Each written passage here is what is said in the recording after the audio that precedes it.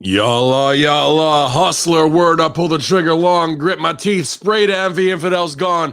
Got the block, sewn armor, dope spot, last thing I sweat's a sucker, punk, cop, infidel, at twitch.tv/conspiracy horseman. We're the police around here. Well, maybe some gay deer, but we'll be back here early morning for the Ultra Kayfabe Declassified transmission to your Friday locker room, taped on Thursday with hacker Hamin and Big Stevie Cool. Yalla. Good morning, infidels at YouTube land, Ben Hamin channel, Twitch.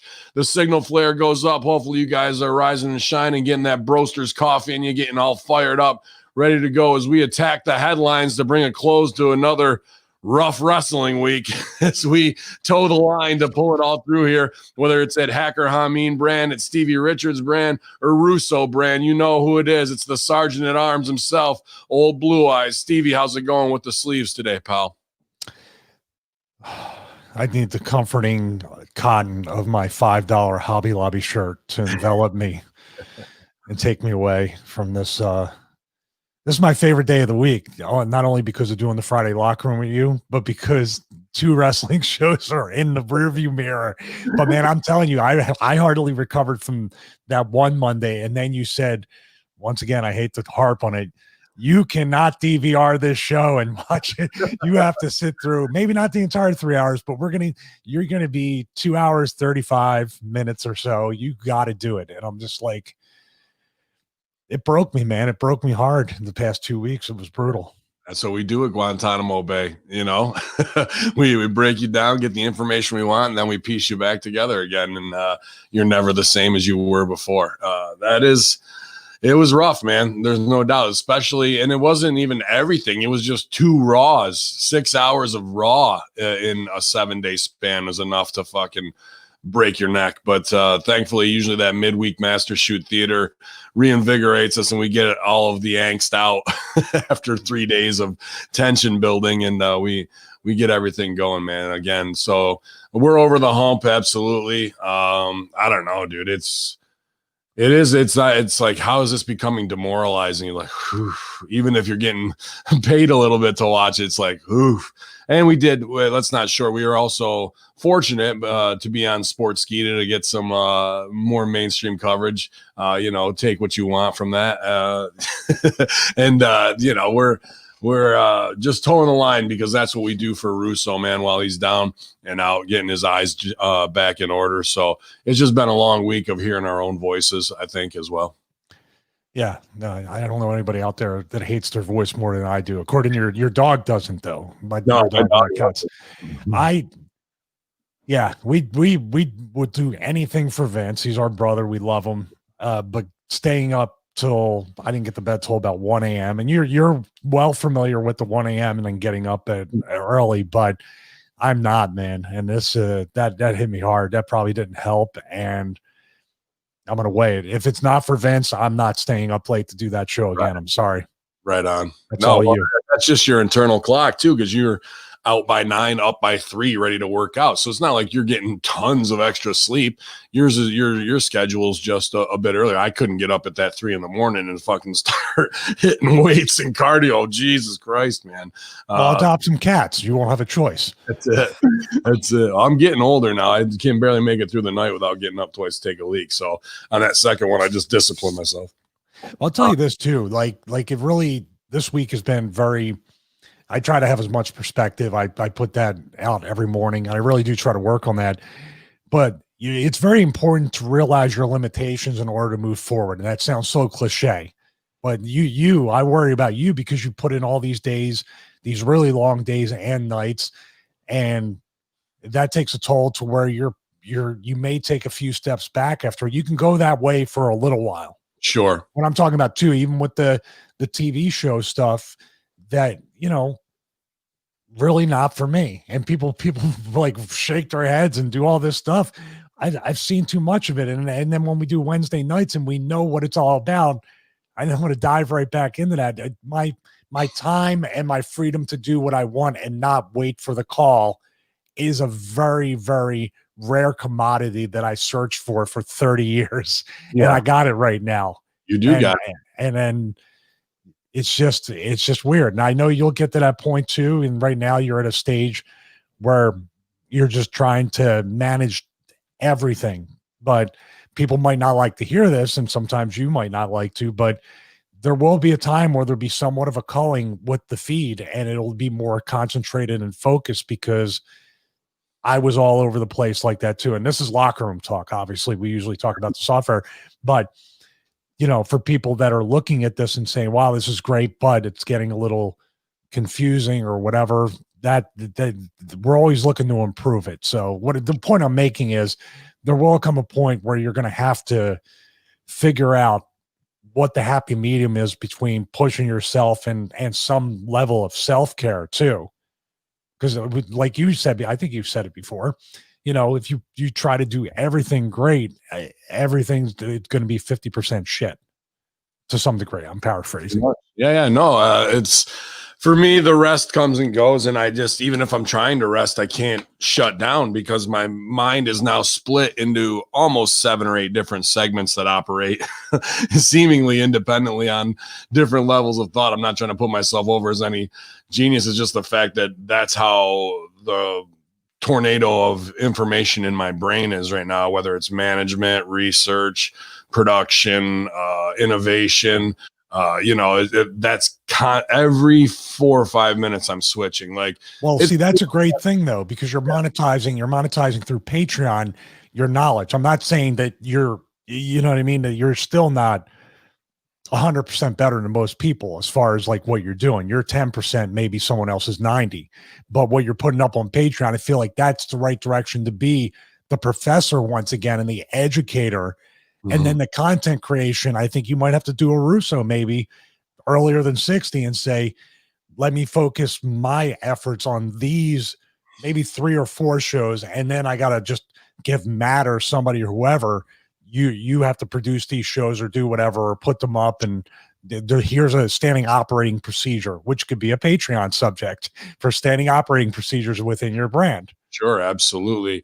And you're not wrong on any of that, because the vision I see is, especially as we'll talk about it in the headlines right here, as these jobs keep rolling out, it's only a matter of time before the fucking wheel stops and, the marble lands on old Hamin and something happens, and hopefully I'll get my payday. But when that happens, the payday's figured in at a ridiculous level to be able to have Hamin Media operate full time, where I can put those guys on full-time payroll based on what I'm milking from the big cow, and then I can transition out of that. But until that time, it's going to be straight empire building and nonstop grind with no less than 75 hours a week. And right now, because of your fitness regiment, and granted, I could always be eating cleaner, but then that comes with bad time management. It becomes bad diet sometimes because you got to eat quick and fucking,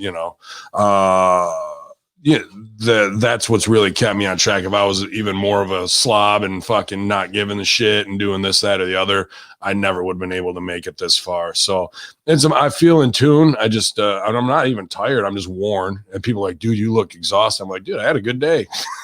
I just talked to fucking Deeb. I talked to fucking Stevie Ray. I talked to Stevie Richards. I talked to Russo. I go, this is a fucking great day. I don't care how tired I look, and my eyes could be bloodshot for other reasons, but I'm not.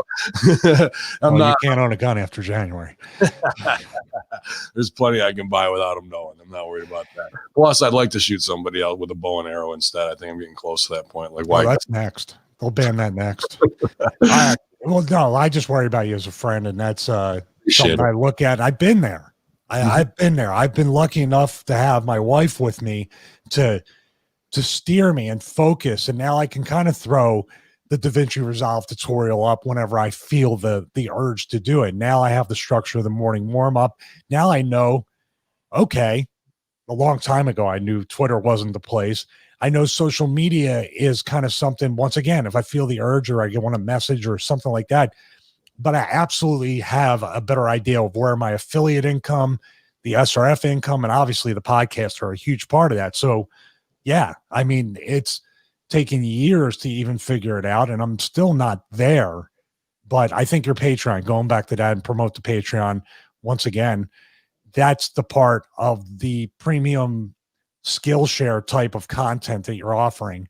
And then I'm gonna do my best to throw content up there to help others in that tier on the technical side, business side, to help them avoid mistakes that I've made.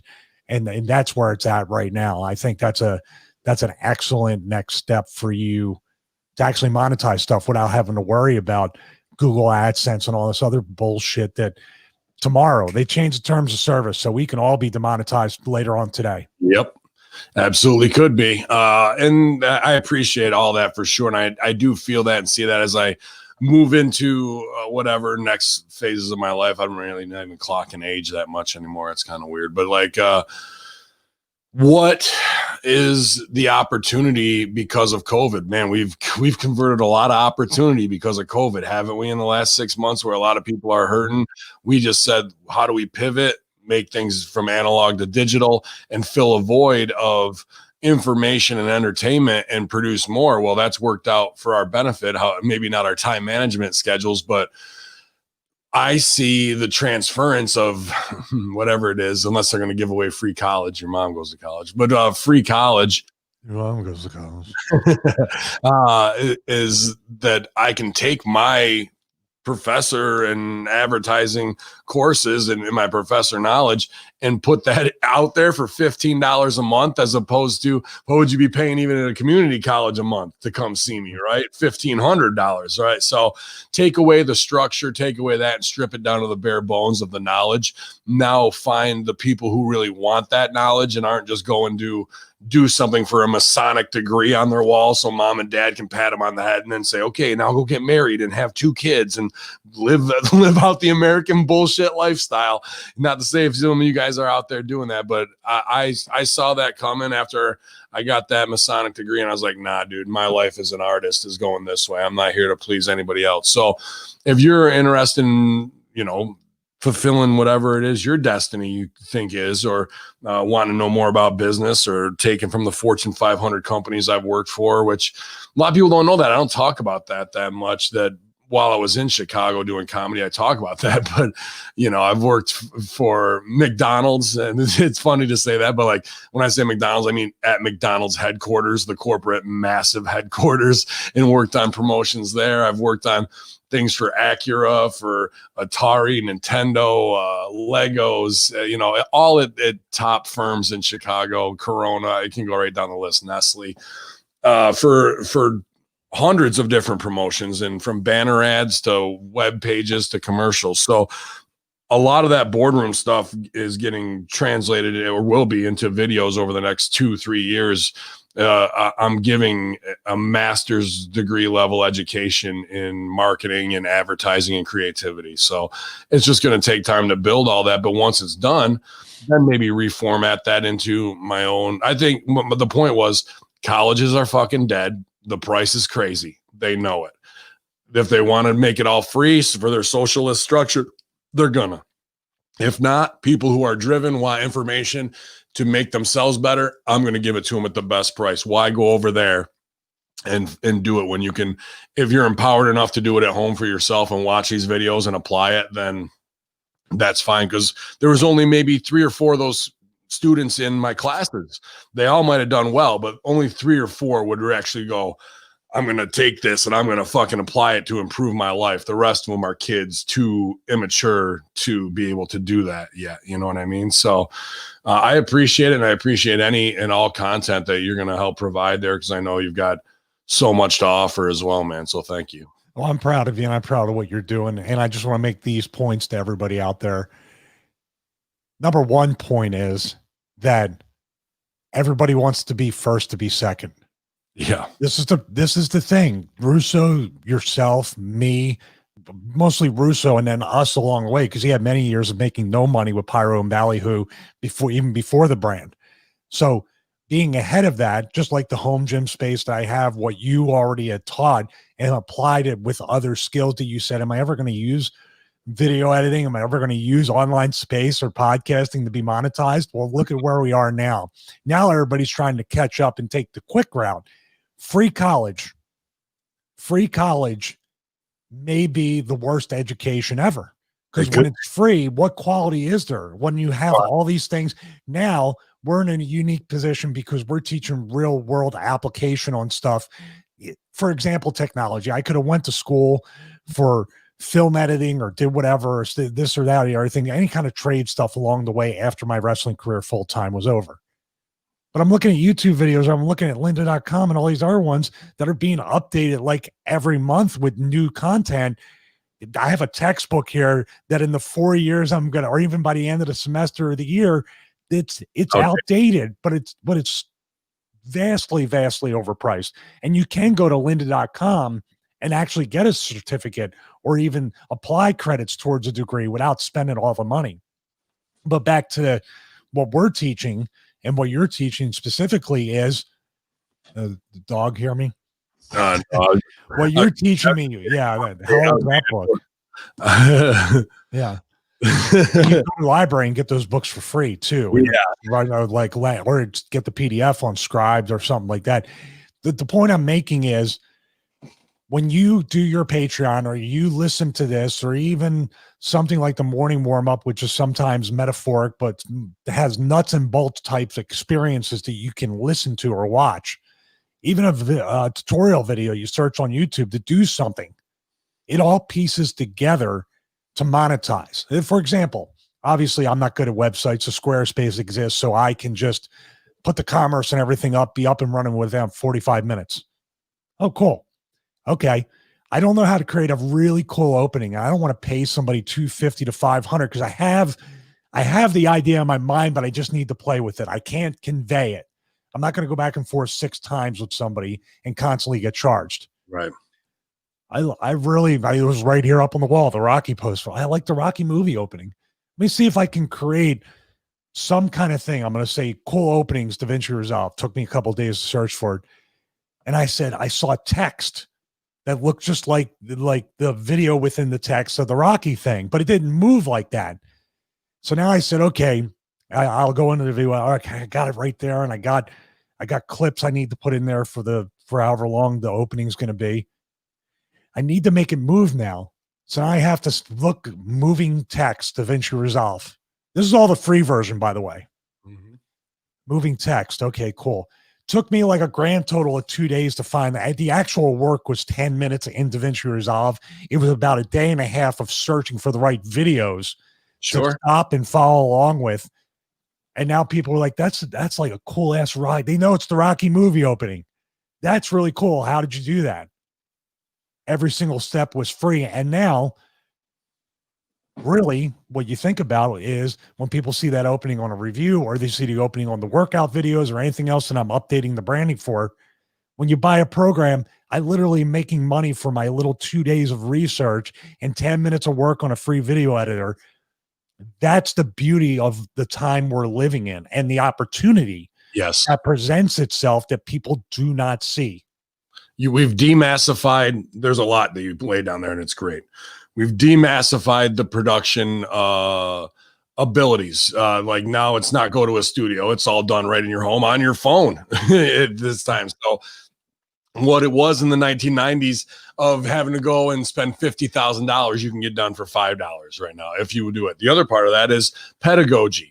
And I'll also say this is because I'm not trying to bust your chops by any means, because I love that we're talking on the same level, and this will go to the difference between college and self-learning, which is aesthetics. But pedagogy is the process of learning how to learn, of how to teach yourself and how to workflow within that. Yes. And a lot of students coming out of high school who are conditioned and immature don't know how to, okay, I need to learn how to do this. I need to teach myself. Learning how to teach yourself and being self-taught is the biggest skill, and to have the drive and reason to do that as well.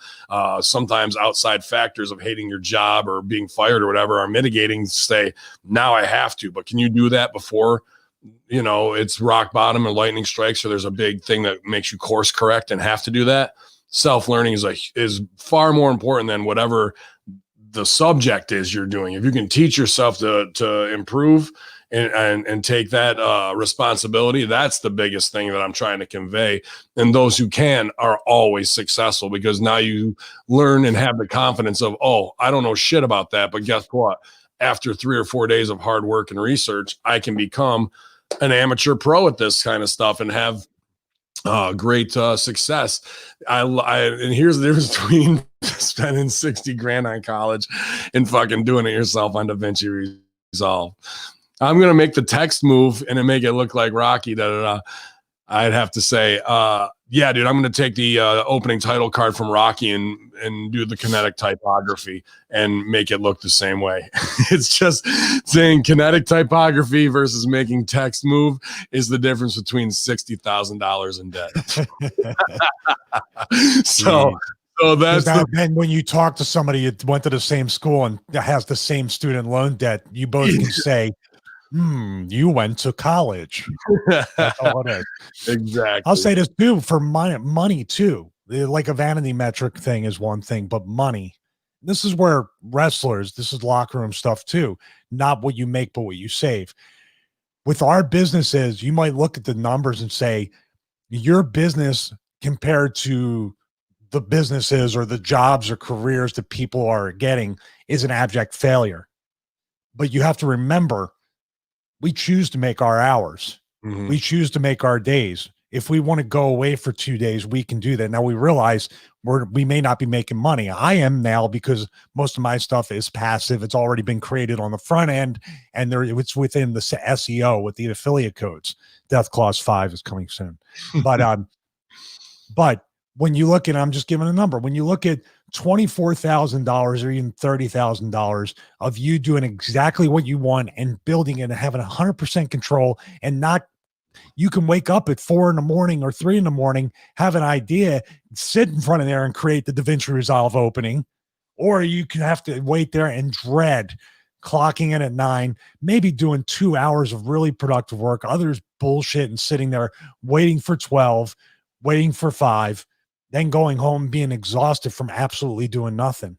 And you're sitting there trapped, and you have to ask somebody else, I really work hard. Can I make more money now? No. No. Oh, instead of saying, how can I figure out a way to make more money? Yep.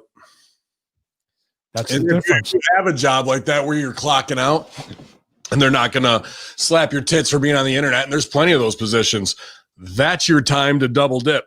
That's your time to learn while you're just fucking twiddling your thumbs at the other thing, clocking that fucking, not meaningless, but maybe a little more mindless. That's your capital for your business or venture or project. They're paying you. You got to look at it and flip the mindset. They're paying me right now, even though they don't know it, to improve myself so I can then go on and become the master of my own universe. I've done that at plenty of jobs, and it might not be the greatest employee thing to do, but fuck employees. It's about your life. It's about your trips around the sun. It's about, we only have limited time to create, inspire others, and make sure we feel fulfilled. And that method that we just described is going to do that a hell of a lot more, because you might be going and clocking in right now 8 to 5, 9 to 5, maybe 8 to 6, whatever hours you're working, and you know that your creativity and your value is going towards somebody else's dollar and their fulfillment and not yours.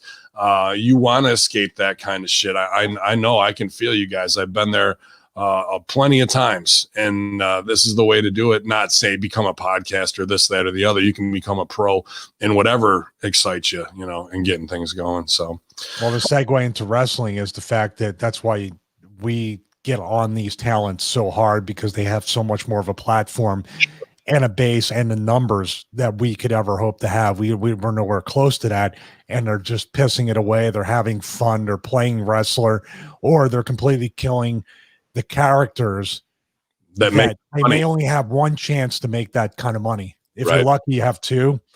They just are way too comfortable with that.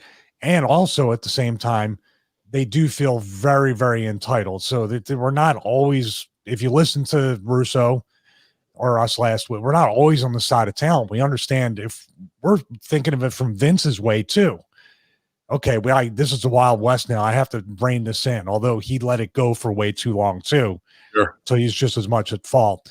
And we read these headlines and these press releases, and as much as we make fun of the Bellas, they use the business to make even more money. You can't blame them for that. Not at all. I mean, the money's there, but it's about the fulfillment at the end of the day. You know what I mean? And now to pivot during a time of COVID, let's do like, I just put that video up about opportunity. Sure, COVID's a threat, COVID's a weakness for that, but what opportunities are there for us to pivot and provide entertainment? We know people are home. We know content creation is king. We know the landscape has changed in digital media delivery. Take all those factors in and then run our stuff through it and our ideas. And here's an opportunity there. There's an opportunity here. What can we do there? And who can we bring on in this realm? So just because a time of craziness, out of chaos comes order. They want it, right? You can provide a little order for yourself and other people by, for us, it's being a content creator. I don't know what it may be in your realm, but I think the model is the same. It's about, at the end of the day, what we're talking about, taking control of your own destiny, mastery, self-learning, and becoming an amateur pro and an expert on a subject, and not having to worry about a piece of paper on the wall that made mom and dad happy and said, oh, so they can go brag. It's your trip. Do the most to make the best of you. And I appreciate all of your sage advice and big brother advice, man, as far as my own health goes. Here is what... Whoops. It's all right. And not burning out, but I just don't see I don't see it happening until I sell out. And then at that point, my focus just shifts to somebody else's project. And hopefully I'll be selling out for them to empower me, for me to be the top dog, because I've held out for that long to get to that spot, to build my credibility and face adversity and shit talk and blackballed, and to the point where I feel like I'm getting to the point where I'm undeniable again. You know what I mean? Like before I could have. Time has vindicated you and will vindicate you. Will have vindicated you. Yeah. And even if I don't, everything I did along the way empowered me to be where I am. So if it doesn't come and it's never that big, shucks. But look what happened on the trail to get to that point, to even get to that opportunity. All of that is so much fulfillment. Beyond anything I could imagine, dude. Even 3-4 years ago, coming off WrestleZone and whatnot, like, hey, you're going to be working with Stevie and Russo. Yeah, okay, bro. Every day. Oh, okay, yeah, sure, bro. And now here we are, man. So nothing is taken for granted, and I hope you guys aren't either. I know you're not, because you were here fucking for the Conspiracy Horsemen last night. You were here for AEW Watch Along, and you're here right back up early, twitch.tv/Conspiracy Horsemen. 30, we had 33, we're about 29 now, strong in the live chat here for the Ultra Kayfabe Declassified Friday Locker Room. So you guys are hardcores, man. We appreciate you sticking with us through everything. And if you're a patreon.com/Hamin Media Group member, you're also keeping this platform free, because I believe in free and independent media, very much free thought, and not putting behind paywall, but the things that I paid top dollar for, my OVW masters, my improv masters, and fucking everything I paid dues for in the marketing realm to get to those 74th floor of the, big buildings downtown to work on those projects. That's what I have to get a little bit of reciprocity and payback for. If I'm given that information needs to be premium. So thank you guys again. If you're just there for the Hustler Rip Rogers FR podcast, I want to say thanks to Man Beast. He's out there again today working with Rip to get that awesome premium content, and I'll stooge it. We may be moving in. He's in the family. I absolutely. And he's just had to take time to get his stuff together. I'm going to meet with Stevie Ray tomorrow. So maybe we'll be working on his stuff too. So another big possible expansion, talent management, talent that's got his stuff ready to go and is confident now and is ready to move into the next phase. And Hamin Media Group is like that supercharger on an engine. And that guy's a big diesel engine. There's no doubt about that. So I'm excited for prospects. So that stuff is what gets me up, gets me going in the morning and going, let's do another one. You never know what one phone call opportunity can bring from how we start at 7 a.m. to how we end in the afternoon or the next morning, I should say. You never know what's going to happen. That excitement, it fuels me, man. And sleep, that's just whatever. Sleep is the cousin of death. So yeah. I appreciate it though, Stevie. Thank you. No problem. Somebody made a point in the chat room too that it's not free; it's taxpayer funded. Yes, but your stuff is free, not taxpayer funded. Right. But that's a nice little. Talking about 1984 in words.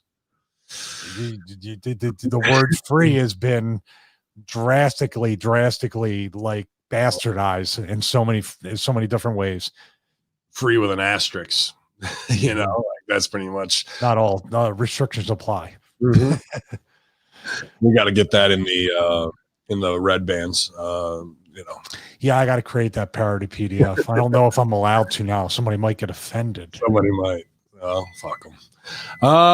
Good time on the Horseman last night as we ran down more of whatever vote scams going on. We're trying not to, spend too much time on it to get you guys hyped up because there's enough of that going on. Sal cut a brilliant and wonderful promo last night on special needs folks that he works with and how the media, their propaganda it may figure them in, but really it doesn't figure in the waves that it makes in someone's psyche who already has a fairly difficult time dealing with society and the emotional woes that are always going on, especially if they have some disabilities that way. So great knowledge from Sal last night. GGP was as angry as he's been and held back a lot of vitriol, but he's classic GGP, cutting great promos as well. And Stevie and I are happy to lay out after a week of nonstop browbeating just to get our 2 cents in where we can and let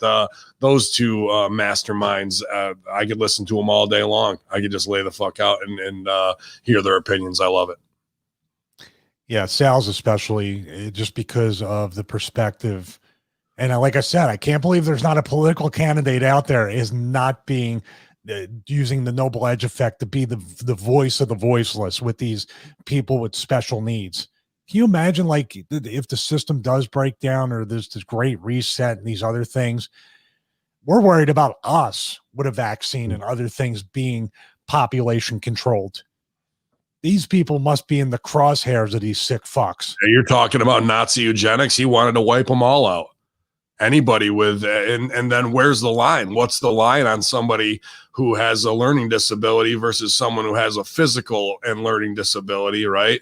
Or is classified by, I don't want to go in, as Down syndrome or. Well, what about people who are just socially awkward and can't get along with polite society? And we start eliminating what is the classic, definition of someone with a learning disability born that way.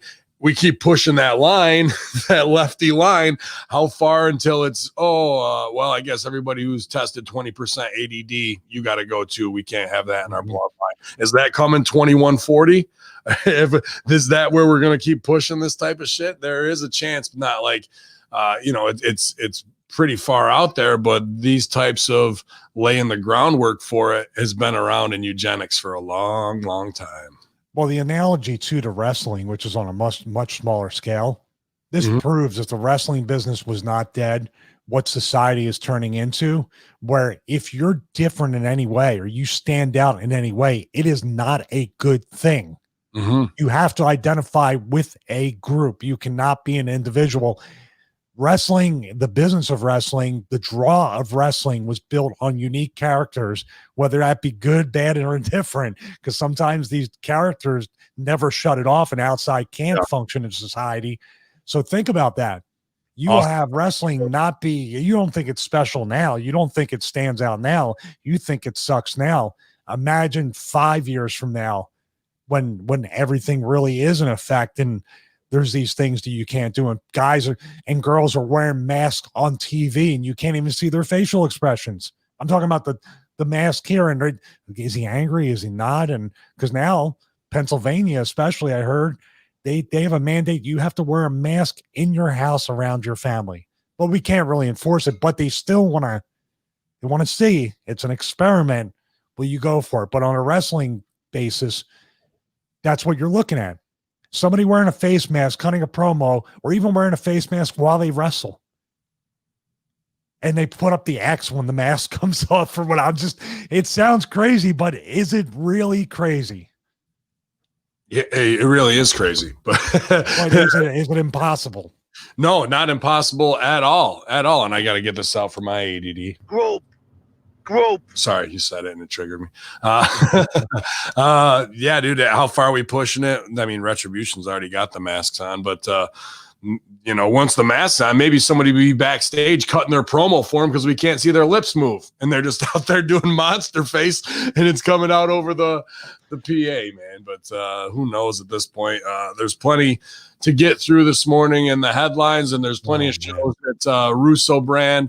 Master Shoot Theater was a good time. A lot of people putting over, and I wasn't sure how good my deuce was going to be, but they weren't ready for for the Dave Pasquazi character switch out, man. And it was fun time.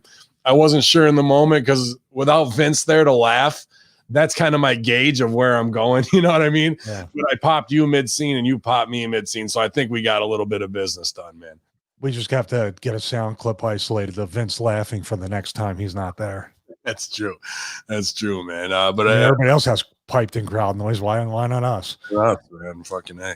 But I think he's back on track. He was sending me some texts yesterday. I tried to really not bother him because I didn't want him looking at his phone and me being the cause of it. You know what I mean? So hopefully he's kicking out a little bit more today. I'll check in with him and see what's up. But you love the deuce moment. Stay classy. Appreciate you, man. Mr. Homeboy's in the house too.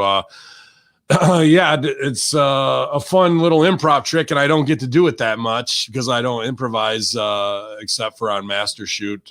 And well, I guess I'm improvising all the time, but as far as character improv and knowing that what that reality is and who exists in there, to do a switch out, I almost want to talk to some other voiceover cartoon actors, or what's his name from Family Guy would be the best. Seth, because the man's man. Yeah, Iowa's own. When he's going from Brian to Stewie, I've watched him do it. It's phenomenal. And that's where I was like, all right, that's the move. But as the performer, he's got a script in front of him and knows what's coming. As an improviser, you have to remain in the moment, know where you want to go. But I'm shifting back and forth now, having a conversation with Deuce and Vince in my head. And the response isn't thought out ahead of time. So I have to respond in kind with both of where I want to go. While Stevie lays out and plays the C-man, I'm playing the A and B character. And I haven't had an opportunity to do that in a lot of years. Like maybe it was probably 15 years last time I did that. Or else maybe directing a scene at OVW where I had to show both parties. But it was fun. It was a fun switch out and a character dash. And I don't know, man. If you guys enjoyed it, I appreciate it. If you're a Master Shoot subscriber, a lot of people seem to be like, holy shit, he did that. Well, that's just a simple trick. And I wish everybody was playing on that level of entertainment as the improv masters. You can go to TJ and Dave. Trust us, this is all made up on Vimeo. Check out their series there. There's plenty on YouTube. TJ and Dave, they're the improv masters as far as I'm concerned. And that's where I've seen that done to the highest level. So I was confident in being able to do that. It was a fun time to be able to, see what I got, old tricks I got in the bag to break out. Oh, these headlines, I can't stand them. I haven't even heard them yet. I know. I don't get these, by the way. You don't share these headlines with me. Let people know that. Why would I? Dude, you don't go into the Guantanamo Bay torture thing and you go, what would you like to have today done to you? No, you just show up and get whipped on. That's it. Put the dogs over me, put me on a hood over my head. Yeah. Anything else, Stevie, before we get to the pain? No, let's just do it.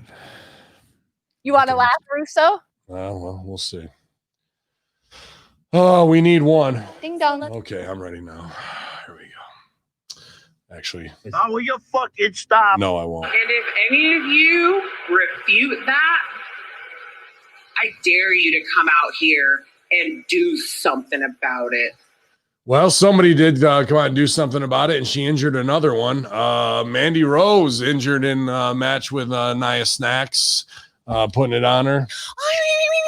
Japanese. During their match on Monday Night Raw, where the Botox Blondes took on Team Pretty before Lana got put through a table. That's where it went down. I think thrown out of the ring, bipped, and let me see what the injury is. I'm looking through here.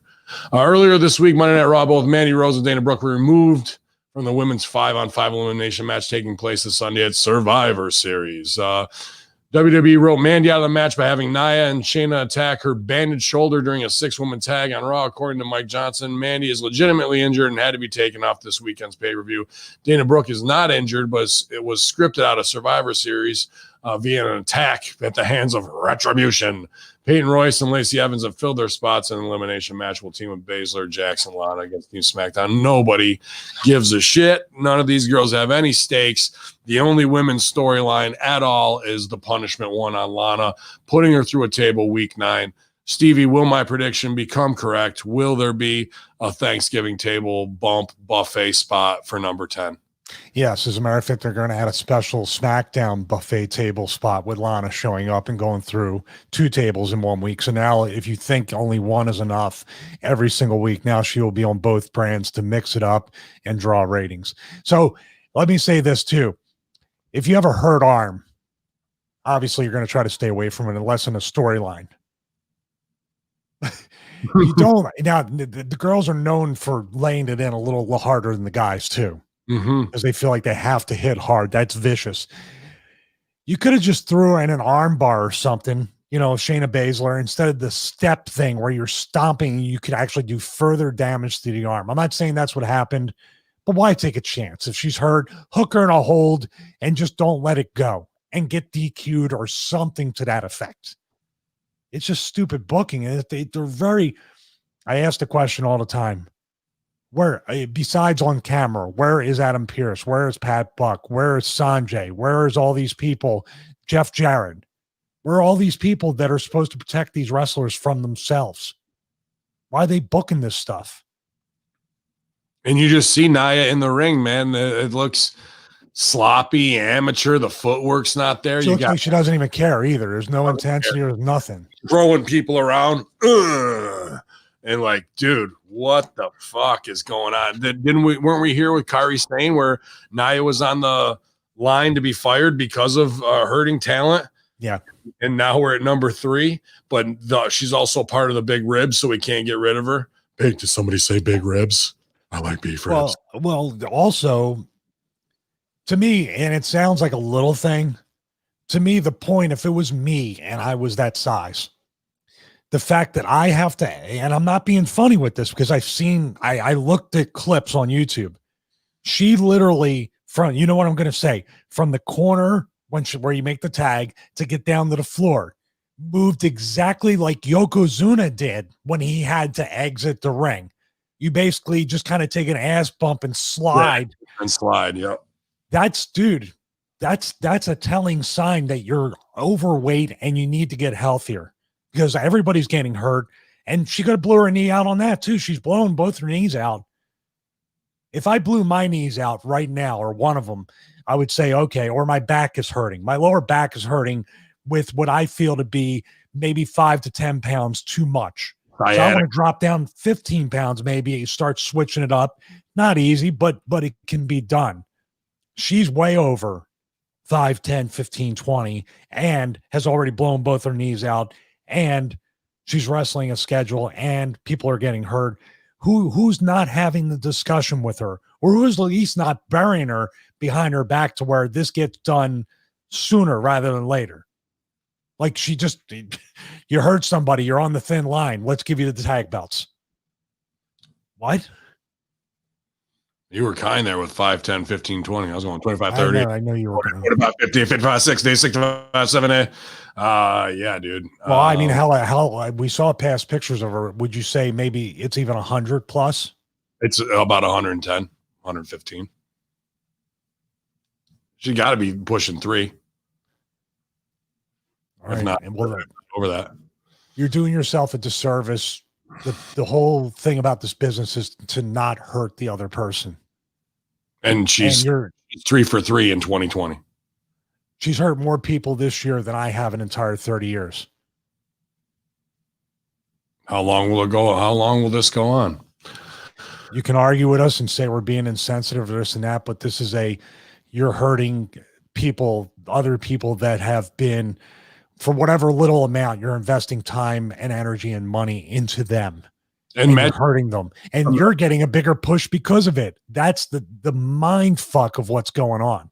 imagine the baby face she'd be too if she got back to that and like inspired people and was like, I'm done with being like this. I really want to Fuck you, Ben Hamin. You're not gonna make fun of me. I'll show you. No, I heard that before. Yeah, right. And then I wish she would, because not to say she's not, we make ribs or whatever, make ribs about it, and she's still attractive to some degree, especially if you like that thickness and you're down with it. But I also can see the sadness. Any fat bastard who's ever been a fat bastard knows the sadness from it and what it is and what she's going through. And that's why she has to act like one of the pretty girls, the popular girls, and get her hair done at a $400 level, because that's just window dressing for the sloth and laziness that is the true what she needs to do. She loves dancing on TikTok. Why aren't you taking 2 hours of hip hop dance class every day and fucking putting on garbage bags, a sweatshirt, and a fucking another hoodie over the top of that to make sure you're sweating your ass off? So when you come in next week, you're 5 pounds down. The week after that, you're 5 more pounds down. But you're doing what you love and you're on that mission. Doesn't need to be TikToked and updated every day. It could just be, we see that you're working and we see that you've turned the corner. Instead, it's let them in. I'm going to get in there and call it. I'll call it to you. Whip into the corner. Move. Funny thing is, when she's in the ring with Asuka, she has a completely different aura around her. You can see that she knows she's going to get it. And that's a bully too. Think about it. I'll walk away dismissive, this and that. But with Asuka, I'm going to cover up and I'm going to do that. Do you see that with her? When she's in there, she knows there's some live rounds coming. There's a shooter, and she's not in there with a bikini model. Like you can't manhandle Asuka. She's only one of the few real workers. She manhandles her. Yeah, dragged her back in the choke, dude. That's impressive. You ever tried to fucking take down a baby cow? It's not easy, bro. You're gonna cow tip, and you got to go hard. Yeah, man. I don't know. There'll be somebody else to get hurt, but the rib is going to continue. She's just a means to an end for Lana. There's no real push or anything with her and the rest of Team Pretty. We'll see which way it goes, though. This Sunday is Survivor Series. How'd you like that one? Realization, Stevie. Sheamus explains why he gave Drew McIntyre gifts on Raw. Prior to his WWE Championship match on Raw, Drew McIntyre had gifted a sword by Sheamus and explained why he did that on Raw Talk. I gave him those gifts to help him back to get to his roots. Sometimes you forget everything. Is that Irish? No. Oh, top of the morning. Sometimes you forget everything you've been through to where you're at. This was just me reminding him of where he is, where he comes from, and we might give him a little inspiration. After Randy got him in the Hell in the Cell, and Drew had a little doubt in his mind. When he opened that chest and accepted the sword, everything came back to him. Everything he had been through before, it all came rushing back to his head. As his brother, I was proud to do that for him. That reminded me of that scene from Austin Powers with the Irish hitman who had his string of Lucky Charms. Well, my Scottish is nothing more than Fat Bastard, which is really a ripoff from So I Married an Axe Murderer, which is really the origins of all things Scottish on Saturday Night Live. So once again, for the truth, look at So I Married an Axe Murderer with Mike Myers playing his father. That's for the most truth you'll ever get in a movie. Why do you, can I ask you a question? Why are these guys and girls having to explain what they're doing on TV instead of just explaining it the next week on TV? Because Raw Talk needs content. And not only is he on Raw Talk giving, trying to toe the line. Congrats, Sheamus. I appreciate that. I think he's a true professional. One of the last few in this business, to be honest with you. That he's trying to toe this line on a stupid storyline. Meanwhile, it hits the sheets that this sword is none other than Vince McMahon. That's my goddamn sword. Stephanie and Game and Shane had given him a Highlander sword for some reason. The fucking is a gift. What do you get the man who has everything? A broadsword. And a T-Rex head. T-Rex head. Maybe he played the T-Rex with the broadsword. Who knows? Oh my God. But this is what is happening. We're getting Vince's props on TV, and we're getting scenes built around the sword. He sat there looking at the sword and said, how can I get this into the Scottish thing, bro? And like Wednesday Locker Room said, you know, Drew's super cool. Last thing we want to do is send him back to this Scottish stuff. Like maybe a month, 2 months ago, here we are on the fucking head, back to OVW, back to Braveheart, 100%. Will he come out with the blue paint on his face this fucking Sunday? Dude, this is the level we're operating at with a 74-year-old man. We're back to unite the clans. Freedom. William Wallace is here. Get me on the hills, boys. We're going to take these guys down. William the Bruce. Get me William the Deuce. Get him out here. William the Deuce, we're going to ride down on them all together. Like, dude. Let's have a pint. Let's have a pint, and we'll drink some whiskey, and we'll drink some everything because we're drunks, don't you know? How many stone? You're going to join the Kiss My Arse Club. Like, do you think Vince walks around with a Scottish accent with no pants on, whipping his sword around the house, just like hitting the walls and shit in the beach house? And he's, fuck Linda. I should be in the main house. And he's just cutting the beach house to shreds. Oh, my God. He hasn't changed much from the Zubaz wearing pattern on the couch with the big painting behind him with the big Bufist dog. He needs to redo that, but have like a sword, like it's a throne, like he's sitting there with the sword planted now. All new props, dinosaur heads. Well, I can't wait to see what Vince goes up into the beach house attic and finds now. Dude, he had to put that on his plane and everything. The sword, I'm checking the sword. That got to be master shit. Him trying to check the sword in with the TSA. Or he just sent young Ryder to the beach house, and he had to go through everything, and he's You have to drive up the East Coast with the sword. God, we can't fly with that goddamn thing. It's only 27 hours to get to Connecticut and back. Come on, pal. 27 each way. Sorry about that. I haven't driven in a while. Oh man, they're a $1 billion company, by the way. I think maybe it was maybe the Saudis were threatening to pull their deal, and he wanted to let them know that they're not the only ones who can cut somebody into 15 pieces and put them in a briefcase. I can't wait till Elias, his friend that we discover just on week one out of nowhere that they're best friends with no story, shows up and says, because this would be a Vince McMahon thing, like he plays guitar. So here's a foot pedal for a digital piano. It's a gift before your match with Jeff Hardy. Oh, thank you. It dates back to 1700 when M Audio was founded. Remember your roots. Remember when you used to play piano? I remember before I got stressed out over fucking these shows broke me like 2 weeks ago. I haven't practiced. Now you got to get in. I was like, it's not. There's no point in anything anymore. That was me on Tuesday. Oh shit. Oh yeah, maybe he needs the sword as he travels on the corporate jet to go back to Saudi. He's not showing up without his sword this time, boys. And that would be a good fight. Ben Salman with a scimitar and Vince McMahon with a broadsword. I think that's something I would like to see, man. I just want to remind everybody, this cannot be said. I know this will make you giggle. This is a man that needed to write on a notepad, hospital, to remind himself to buy a hospital. What do you say? Which one costs less? Do that one. Right, wasn't it? Yeah. He was like, put a wing on a hospital or wreck the hospital and pay for it. Hospital and pay for it. Let's just buy a goddamn wing. Write that down. What did he say? He whispered himself, man, I should have bought the hospital wing.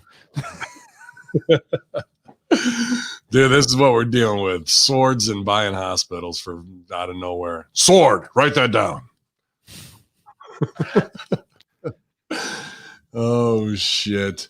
The Rascals had their final show on Impact this week. It was good having 2CW owner Josh Janaray, aka JD Love, join us on the Impact Attack while Man Beast has to take a little bit of time off till the new year. So to have Josh on and maybe some other guests as we rotate in was phenomenal. He usually doesn't do a lot of these shows ever, and he may take that seat for a couple weeks here. So I'm pumped to have him joining us. His health is definitely a lot better than it was 2-3 years ago, and I'm super happy to see that. And the fact that I destroyed 2CW and he has to come to me for a creative gig is bittersweetly beautiful, and I love to rub his face in it. No, he didn't come to me. I asked him because his opinions are highly valued, and he's a guy that you don't hear his voice that much because he's an ultimate kayfaber, and he's the reason, in my opinion, why there is an AEW, why there are a Young Bucks, why there are a lot of these talents that got shined on the indies, because Ring of Honor wasn't using them properly.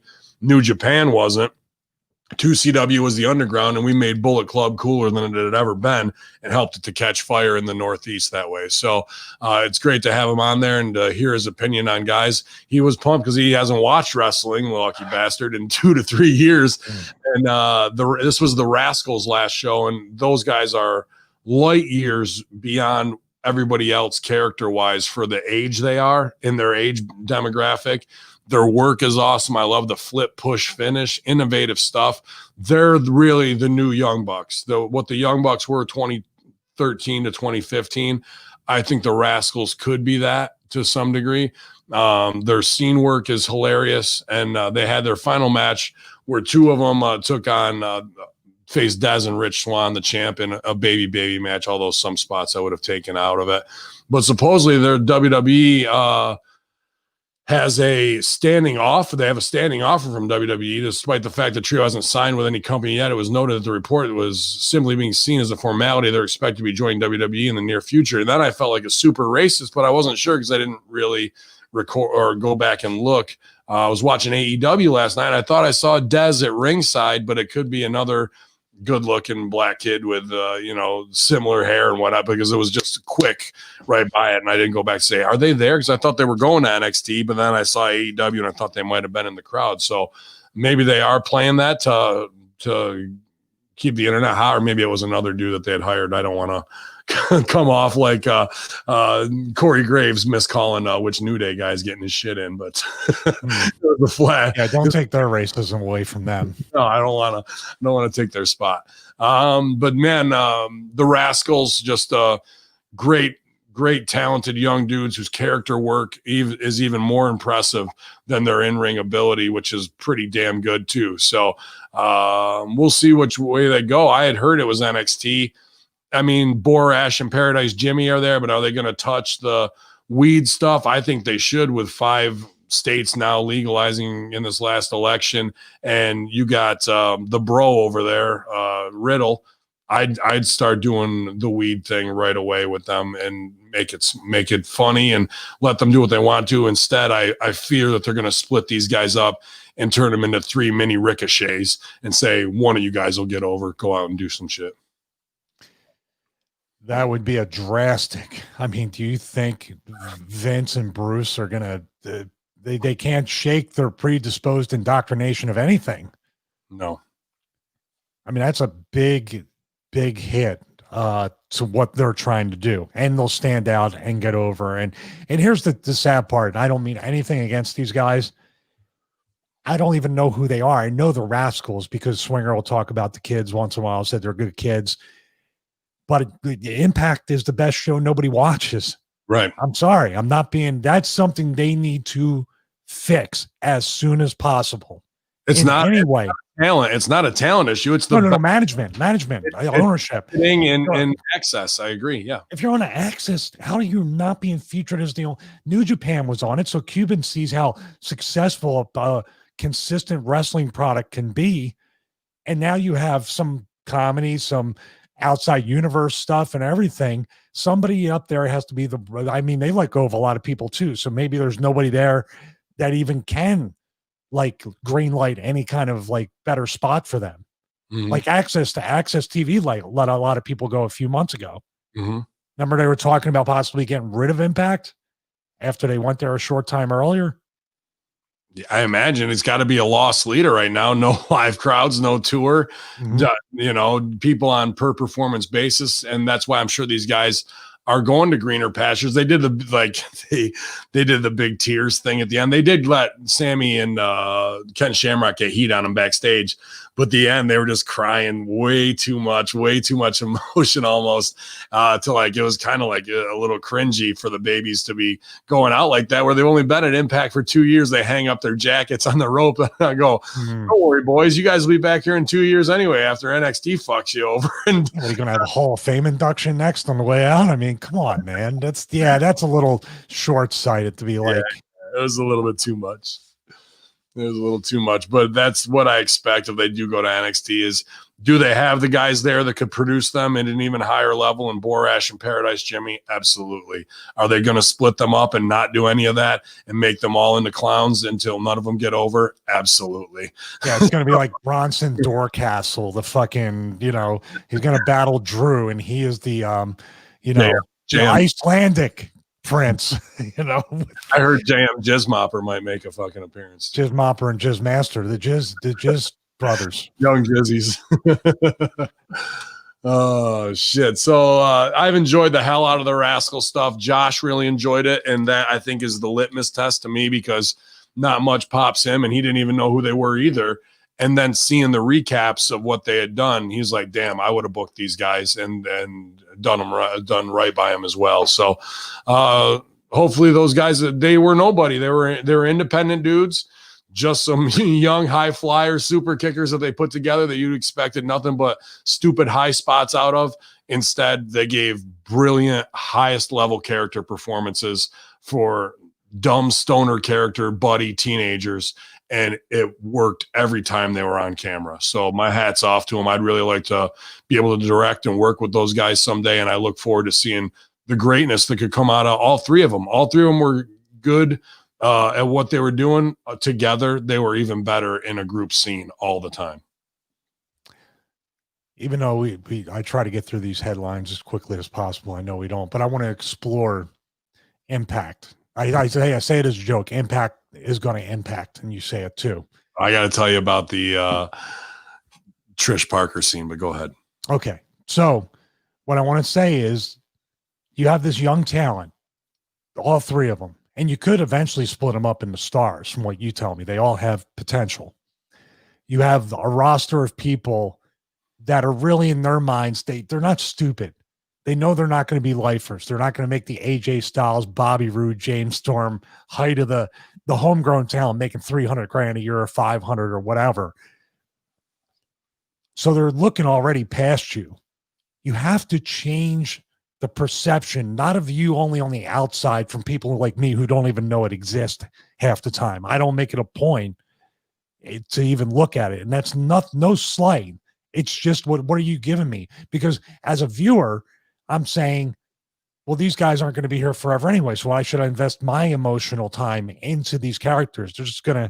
They seem to leave and go somewhere else. I'll just wait for them to go to NXT or WWE or AEW. Mm-hmm. And the talent thinks that way too. They're using you as a stepping stone, and you're supposedly okay with that. That's a bad long-term business model because what do you say? Ric Flair was WCW. Hulk Hogan was WWE. AJ Styles still to some degree was TNA. Sting even. But you see what I mean? These are people that you've kept for years and years and years, and people have an emotional connection with them. They've invested back and forth. The money you think you're saving by just going, okay, well, we're just going to use these people up and get rid of them. Then once in a while, we get a Rob Van Dam for $10,000 a night. No. And I'm a talent that, like, I would love for you to overpay me. I'm glad Gallows and Anderson are being overpaid and these other guys, but that money should be, here's our 3 to 5 year plan. We sign these guys for 3 to 5. We pay them so they don't have to work an outside job, a part-time job to make our brand look like shit. And I was back in Dixie's day too. Mm-hmm. That conversation I had with her. She was trying to have another conversation with me, but that's besides the point. But you see what I mean? It's penny wise and pound foolish to do what they've been doing. Where's your next talent coming from? Well, we'll figure it out. No, there's really nobody left. Indie-wise, there's Ryan Davidson in Texas. There's guys out there, but you're not talking about a crop of talent. Mm-hmm. Booker T's got a direct line to NXT and WWE. AEW is technically, I guess, maybe loosely connected to OVW, or looking at WWE and Impact saying, who can we take and really make long-term stars? Don Callis, Scott D'Amore, Dreamer, D'Lo, all these guys have to be like exhausted. Like, why should we even put our time in the talent? They're just going to be gone in a year anyway. Right. And then the ones that do stick around are the ones you're talking about that are only going to possibly hurt your brand in the long run? And tell me the story now. Am I wrong on any of that? No, not at all. It does have to be demoralizing, especially when you're trying to put the show together and you can't, their whole business model of not offering people contracts. We'll bring in for these 6 shows, string you along, do this, and maybe that'll add to a year. And then when it's time to really sign them, they can't, and they move on to greener pastures, but they've done the proving ground body of work. And I think that is the Impact model right now, just based on, hey, they're not going to invest more. We can't get the numbers up. We got to do it on a skeleton budget and hide our holes by doing this, in front of the crowd that isn't there, I guess. So, it's a tough time, but they are the best wrestling show creative wise on TV that nobody's watching. So that, I think it's much more of a marketing and exporting the product issue than it is anything that's going on creatively. The story I had to tell you. So whatever stooge report we know about Heat or whatever, and we've been saying it's going to backfire on them. This week here was pretty much Trish Parker's entire promo. Oh no, I don't know. I don't have a partner, and that would be awesome to have a Hall of Famer in my corner like you. No, that would be great. I'll see you next week. No, thank you. Okay. Leaning against the wall. Doesn't hang up the phone. The phone's not even on. Not even on to show us, to make it look real. It was hey, Trish, we need you to do a promo because we're bringing in, I don't know, ODB, Gail Kim. What I was supposed to do in this week's show, no, that got canceled. We're going to do it for next week. And she knows she's being fucked with. But we need that promo. We need that promo to bring in somebody. Do you think they're really fucking with her, though? Yes. Hey, no, I needed a partner. No, that's cool. Like this is the level she was delivering with on TV. Like intensity or any kind of excitement. And she knows she's being fucked with, and she knows that's a crap thing. Probably her segment got clipped just to fuck with her, and she knows it. And now it's give us a performance. And then she mails it in because she's pissed off. Now they can go, she's not really that good. And they can fucking get rid of her, right? All these little tests and whatnot. Even hey, we're going to put you with a legend and that'll give you the rub after they've effed with her enough. And we've heard about people backstage being like, I don't even want to cross her because of what could possibly happen based on social media. And I think this was, dude, the phone wasn't even on, and there was no, even at the end of the scene, hit end. Like we couldn't even do that fucking reality, bro. Mm-hmm. Couldn't even make a phone call to have somebody on the other line where we can almost hear them, but we can't to see who it is. You couldn't make the call your mom even. I don't give a fuck. Like that was the laziest thing I saw. And I think it's in direct response to what's been going on 2020 on social media. You want to be this character on TV, but over here you're the person, the performance artist who can say whatever they want with no repercussions. I don't know what business you think you're in. There's nothing but repercussions and people watching to put heat on you. So it's comedic to me. This is pure speculation, but do you think it's ever been pitched to her? We want you to be a heel and be that person on TV. No, why? I would say no, because that's empowering and patting her on the back saying, yeah, that's the way to go. Would it be good? Yeah. And would the chance be there? But this is wrestling. They would rather fuck with you as a get back instead of doing what makes the best business sense, playing to your strengths, even if it is a weakness in real life. It would be a strong heel thing to do on TV. Too dangerous. But you also diffuse it because you're playing the character on TV. And if she ends up complaining about something that she was already doing on TV willingly, her argument that on the way out that there's certain, you see what I mean? Like complaining that it's sexist or racist or whatever term she would use. You had a character on TV for 6 to 8 months that you willingly did. And now you're saying that it was real, but you it's blurred so much it has no credibility. Yeah, that's what I'm saying. Like if they were somebody like Demore and Callis, which they are pretty smart guys that way, I can't believe they haven't talked about it. Probably, but that would also be selling for her, and I think that's what they don't want to do from what we've heard. So why empower it? So, and I think to me, this just felt like there's been a fair amount of silent heat, and that she knows she's about to be fucked with, even though they're selling it to her in a big way. And this scene was one of the first cracks in the ice that backed that up, and it was just so like mailed in and whatnot. And the problem is there is money written on her with the Big Mama Pump stuff, or there was, and now it's pretty much, you know, as flat as it could be. So I want to give a side note because it makes me think of Sabu. By the way, bring him into Impact. That'll be interesting. Yeah. Maybe he's the legend that she's tagging with. I don't know. That would be interesting. I don't know if this is on the press release stuff, but Melissa, the genie girl, Super Genie. Goats, yeah. Dude, did you hear about I sent it to you guys in the chat a while ago, like 6 days ago. I have to have an amputation on her leg, right? Yeah. So there's a GoFundMe for that, and it's got a $50,000 goal, just under 10 grand, but it is for somebody that works out and physically, you know, her being in shape and all that stuff. I don't know what happened. She had a pain in her left leg, discovered that the arteries supplying blood in her lower left leg were completely obstructed by blood clots, which is dangerous if you're traveling. And over the next few days, several procedures were performed in an attempt to remove the clots and thus save her leg. But these operations were unsuccessful.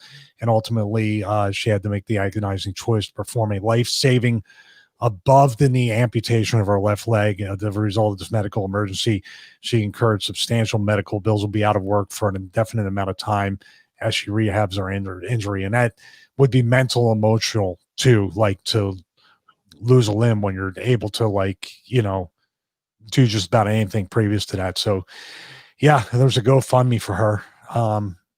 And that somebody with Sabu being the great guy he is, and the guy I've known for decades, and then being associated with each other would be something for somebody to donate to that. I don't know her current status. I haven't seen anything outside of that from 6 days ago. So it's been pretty quiet. Mm-hmm. Yeah, pretty shocking and sad, I'm sure, for her. She's going through a full range of emotions.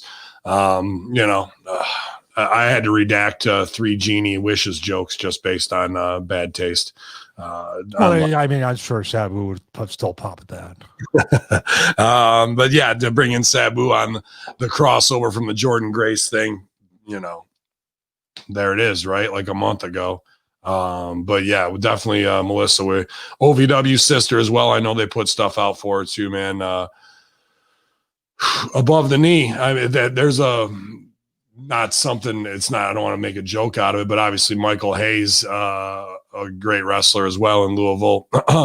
He a war veteran who lost his leg, and he's above the knee too. I guess there's this whole like above the knee, below the knee amputee, like above the knee amputees look at below the knee amputees like Crips and Bloods. They're like, you pussies. Like, dude, if you're not an above the knee amputee on a leg, then you're not, you might as well just consider yourself regular. Zach Allen's above the knee too, isn't he? Yes. Mm-hmm. Yeah, wait, he's on the thigh area. I think it's way above the knee. So he's like their leader or something. Yeah. So, but that's one thing. And I'm not trying to just make jokes about it. Timmy Baltimore is managing Michael Hayes, and they're going to do disabled handicap, not the handicap heroes type thing, but they're doing more ability because of disability, a very empowering thing. I could see her fitting right in there and being, a spokesperson. If they, like we talked about with Sal earlier, somebody speaking out for those with learning disabilities or some type of mental disability. Here it is with her in real time where she's going from one to the other in front of the eyes of the fans. Boy, I think that could round out the clique of what they want to do, man, and putting that stuff over to show that she can be just sexy without it. You know what I mean? Mm-hmm. They're the over amputees, Shug. They are the over amputees. Not like Nine Fingers Dewey. He only lost a little nub off his finger and he stayed indie. Stop being a bitch. Grow it back. Well, she's got 3 wishes, so we'll see what she does with them. Kevin Dunn discusses the biggest challenge of WWE Thunderdome. Kevin Dunn recently spoke to Synopsis Media, where he discussed the process of creating the WWE Thunderdome and the challenges it brought. He says, I think the biggest challenges were just trying to reimagine our weekly flagship program with a new technology that we believe has never been implemented before at this scale. Everything has to be reassessed as we were planning to launch Thunderdome and testing traditional camera shots. We're making the virtual fans look flat. And our entire lighting and production design had to be reimagined from the ground up. We have a great team that had to reimagine from the ground up. Was he eating chips while he talked?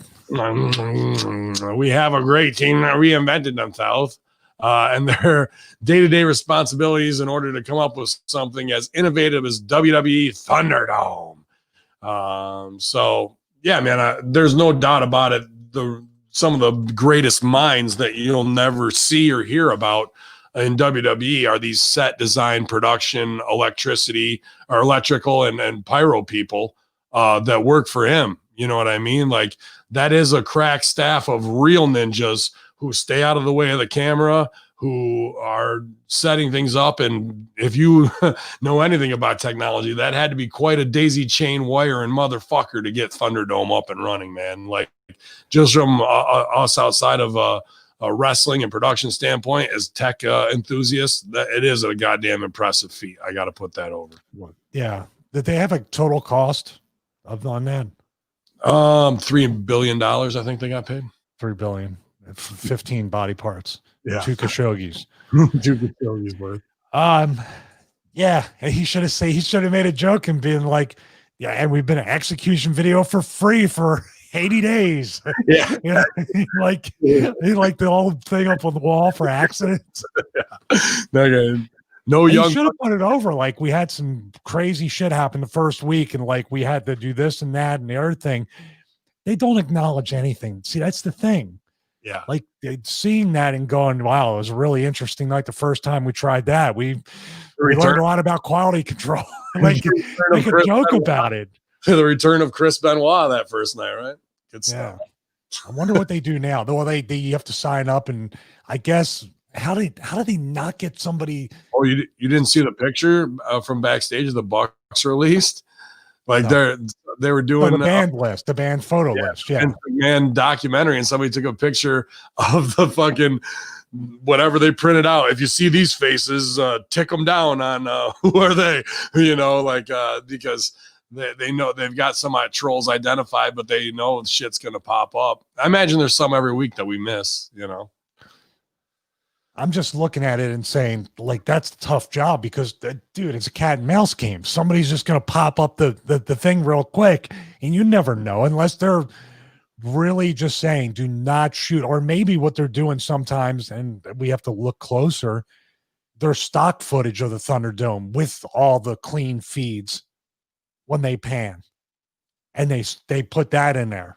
It very well could. The only way they can really, truly like keep a 100% quality control without slipping through. I imagine it could be. I also think, are they comfortable now? And is now the time? I like these little fucking cycle plans that I never do. Is now the time for HMG to strike where, all right, we've got it all in a fucking, everybody gets on and we let the show go for 35 minutes. But when we know it's this person's segment, we all hold up a whatever, you know what I mean? Are they cycling the people too? Could be. But can we get 20, 25 HMG members in there at a time, or Russo brand members, to pull off some propaganda, flash mob in the Thunderdome, digital type fucking espionage? I think you could get around it. It'd just be fun to fuck with that one person backstage whose job it is to look at they're not even looking at the match. They're looking, is that Benoit? Is that Hamin? Is that, so that's somebody's job back there. Is that the Bucks? Is that Omega? I don't have anybody in marketing or PR anymore, but we got the picture police. Picture police. Good Lord. Picture page. It's time to get your picture page. It's time to grab your pad and your pencils. You sent over this morning in a rib and shoot. Maybe it was you. No, it was GGP. On air, digital talent. If you're looking for that job at WWE, they just posted it. They're looking for an enthusiastic, detail-oriented, on-air digital talent to work within WWE's ever-growing advanced media group. Oh, shit. Media group. Media group, you say? Group. The position will be part of a small on-air team serving as the face and voice for WWE digital and social from an on-air platform standpoint. So I'm sure Hausman will be fucking applying for that. Double click. Create new and unique content. So you're pretty much going to be the WWE face behind it. So they'll probably pick some little dolly or a wrestling nerd who's not camera friendly and put them out there with Ryan Satin directing the whole thing. The other big part is they're also looking for, let's see, Head writer of Raw and SmackDown.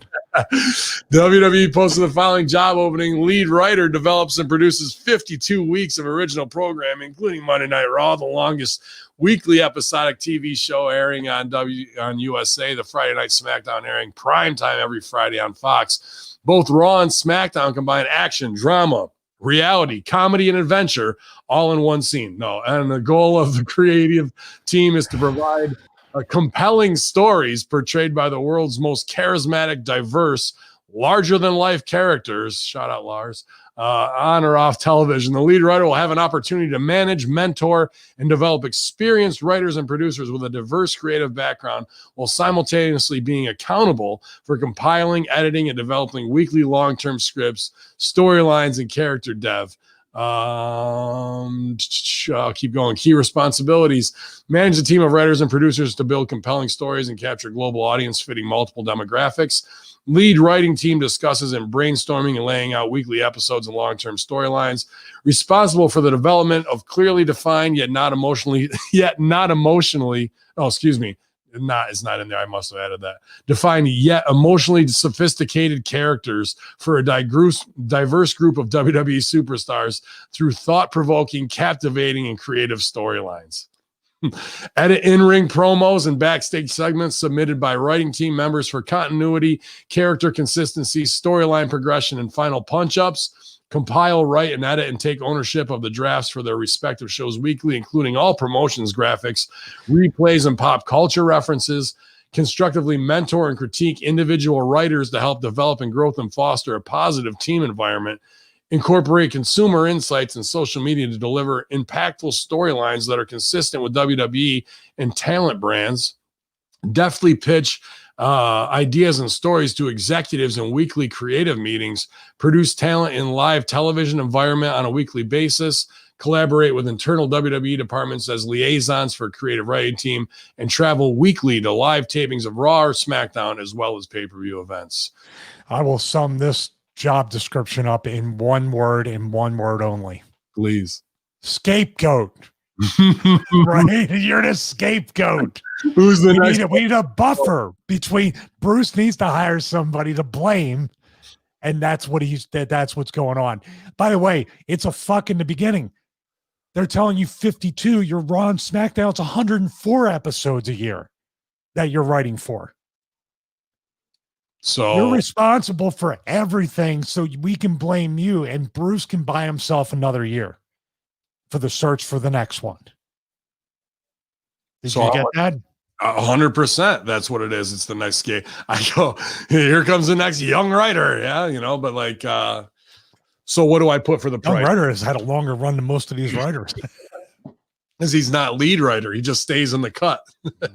What's the price? What's the price I said? Well, what's your price, or what do you think they're offering? I'll tell you what they're offering. Go ahead. Lead writer. See, the lead part, that makes me think they're bumping you up, but you're doing 2 shows. So I'd say 120 grand a year, but that looks like a lot, but you're doing 2 shows. So it's like 60,000 per show, which is really like you're making about 2 grand a week to work 100 hours, but you're going to get medical benefits, even though in a pandemic, you'll never be able to go to the doctor and you'll be on the road all the time anyway. And you'll get 401k, but you won't last a year. You'll have to be vested 6 months later. You probably won't even get your insurance till 6 months in, which with the way HR works there. And they're going to talk about how after so many years, you probably can have stock options. You'll never touch that. And if you get near it, they're going to make sure you don't get to that point because that's my goddamn stock. That's my goddamn stock. Mine, not yours. Well, if Ducey's making $750,000 as a lead producer, was he 500 coming in? They gave him a raise. I heard it was 3/4, might be half. But I'm thinking, I applied last week for the Twitch liaison for developmental, and I put $300K. So what's the price for lead writer as not just the rib, but the reality? Because there isn't any $120,000 Hamin limping. What do you think? $450 or $600 in there? I was thinking either one. Man, I'd do one more dollar than Bruce, or one less dollar than Bruce. All right. 449,999. I will. I'll do 409. Listen, here's the thing with this, though. Now, I know that things happen as far as unforeseen tragedies or anything like that, but I know Bruce was really needing a job for a long time. That's why Russo got him the job at TNA, and then he had the successful podcast, which he still has, even though everybody else has to give up their shit. He's making all that money. If we hear a story about someone like this making $500,000, $750,000 as an employee, not having to pay their own expenses, stock options, health benefits, all these perks, and we hear about him not like Bischoff, not having money, I don't want to hear that. Melissa's one thing because she's been on the indies all her life. You know what I mean? Her and Sabu never really made the money that they kind of should have made in some spots. Mm-hmm. But don't tell me Bruce Pritchard's going to be broke 2 years from now and we should feel bad for him. He should be saving that money and banking that money and investing that money. And I'm not saying he's not, but you see what I'm sure he got a 15-year mortgage. Is but, this Bruce's spot, or are you coming in behind Bruce to back him up? Because lead writer of Raw and SmackDown is Bruce's spot. After Paulie got ousted, Bruce got them both. Is Bruce at the end of his rope right now, and is this spot to replace Bruce as the other? Bruce's executive producer of both shows. Okay. So this will be the lead writer underneath him. So you're going to do all of Bruce's work and everybody else. You're going to do all of Bruce's work and everyone else's work and take the heat that Bruce should get and all the heat that the writers get, you get first. You're going to be paid for your misery. And also the day one that you're there, whether it's your background or not, like knowing that you're in with Russo is going to just hurt you, even though he'll grin fuck you to death. You won't care, but they're going to create an atmosphere that's going to make it hard for you to get anything productive done. Then they're going to see you're good and you're not selling, and they're really going to go to work on you. Yeah. I love you. I know you say you don't care. I know you say you don't care, but nothing will get done. That will torture you enough. Not to say you're going to sell and go to work back on them too. It's a two-way street. Like I want to see that. I want to see that. I want to see it. Me too. No, I'm not saying you won't do it. I'm saying I want to see it. Dude, I would be the one to a couple big throats over there after I smiled and weathered the storm. And then I know my shit is undeniable. I mean, though they can deny it because it's their shit, but like they're not going to get around me in the fucking Babe in the Woods throat cut game because I've seen it from too many angles for too long. And that's what they want is a scapegoat. Yes. Me getting the shot is a new pirate on the ship, and I can make some people walk the plank. I understand. I want to see it. I also would love to see you get a guaranteed no cut thing and ask for it because no one's ever asked for it. Then it's like, fine, fucking fire me, pay me. That would be the other part that I would try and walk into that with. I was going to say is, yep. And I want, if it's $750,000 a year, $750,001 a year, I want 375 of that up front right now. And if I get canned in 2 weeks, then the agreement is I get the full rest of it as well, because you couldn't take the truth that you needed to hear from a lead writer and cultivating your team. You want me to manage a team. Chances are at least 30 to 40% of them will be gone. If you made me that lead writer, I would go, you guys, thanks, but you don't know what you're doing. Have a good one. Who wrote Babies Get Heat on Heels? Raise your hand. Okay. Thanks, guys. Who's responsible for letting Nia hurt all these people? Pierce and Buck, you're gone. Would you do that? Yeah. You should. head should roll to know that now everybody's got to fall in line, Mhm. which is amazing because they used to be, they would love to. Actually, I wouldn't let them go. I'd make Pierce and Buck a tag team. And make neither love interest. Okay. Yep. I think there's a lot of comedy and money on Naya. And I think there's even more with her being a man eater and being like, she wants some bucks. She wants some of this. She wants a little of that. And she can't get enough. She's got a hunger for man. And that's just how I think. I think Vince would pop for that shit too, wouldn't he? Like if we're going to do rib angles, I got some good rib angles. Somebody say ribs. We'll see. We'll see. Yeah.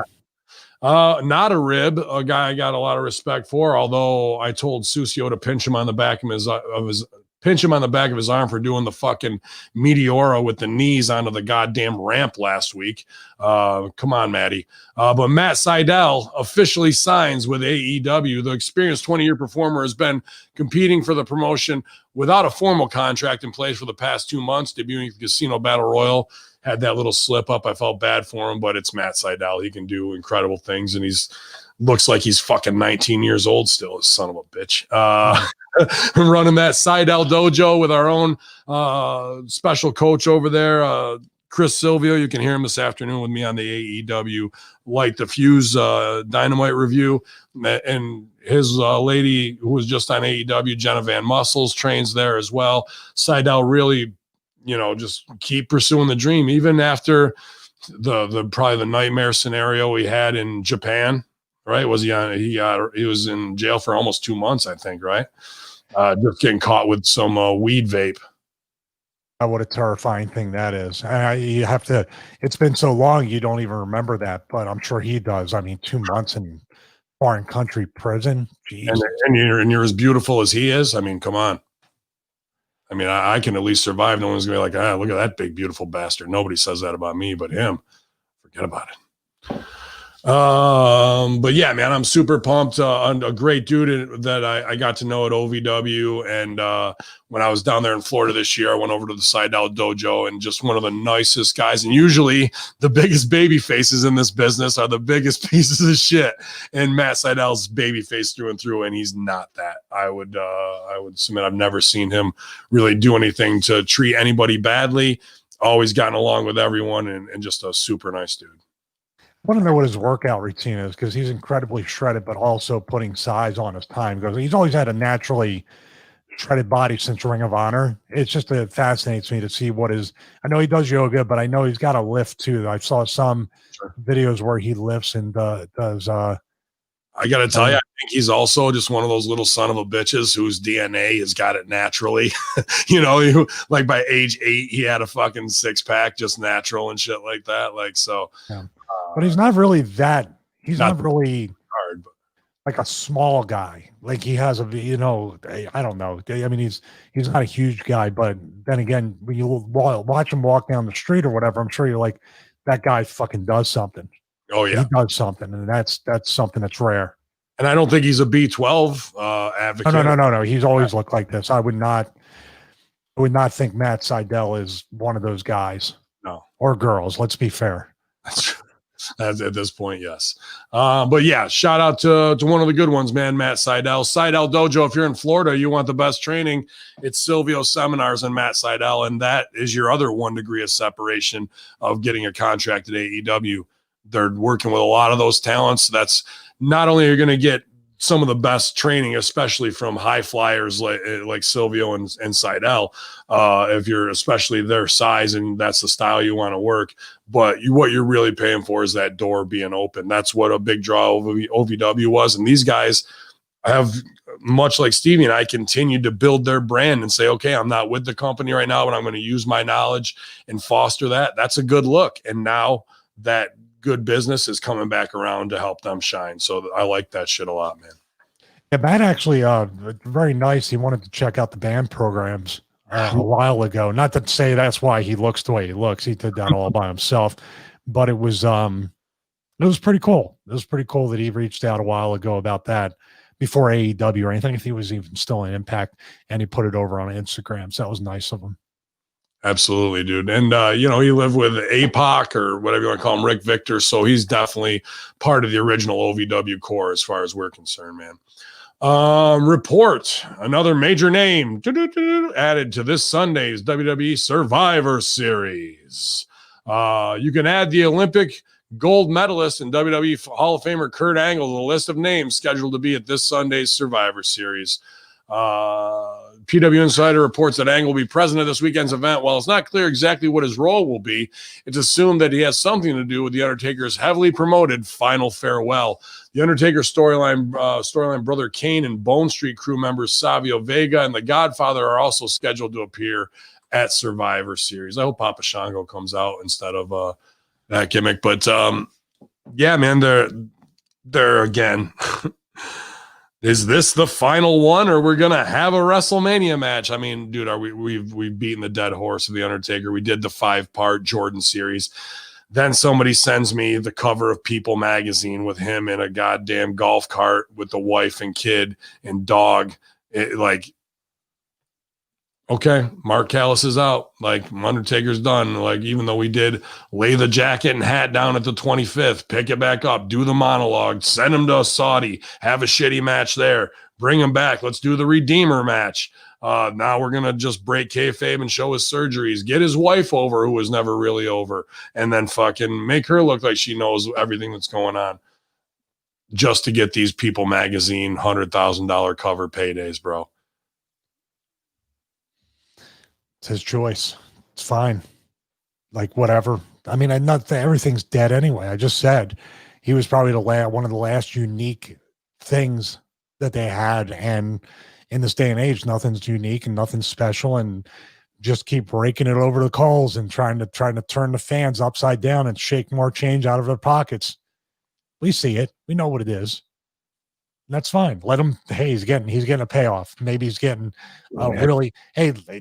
it's his choice. I'm not saying it's right. I'm not saying it's not going to make me want to. It's not going to make me. Nothing you can do will make me want to watch more wrestling. I'm not going to want to watch Survivor Series because you're bringing all these names out and doing all this stuff. It doesn't do anything to me. And without the crowd reaction, or if you say you pipe in "Thank you, Taker" with nobody in the crowd, that's what they're going to do. There's nothing organic about that. Like I said, it's eerily Orwellian and dystopian and a psyop type thing. I've resisted one. It almost gives me a headache. Like They Live, when I watch football and they have the crowd like making a sound on a big play, and you look up, there's nobody there. It's definitely messed up. There's no doubt about it. How about the cosplay of WWE superstars dressing up like them? That they're not stars. They know it. I would have been like, that's not my gimmick. That's what I would have said. I would have did everything to protect what I could and not been. I see what they're doing, but that's not what it's about. I want to work with them. Let me work with them. See what I mean? Like, I want to work with them.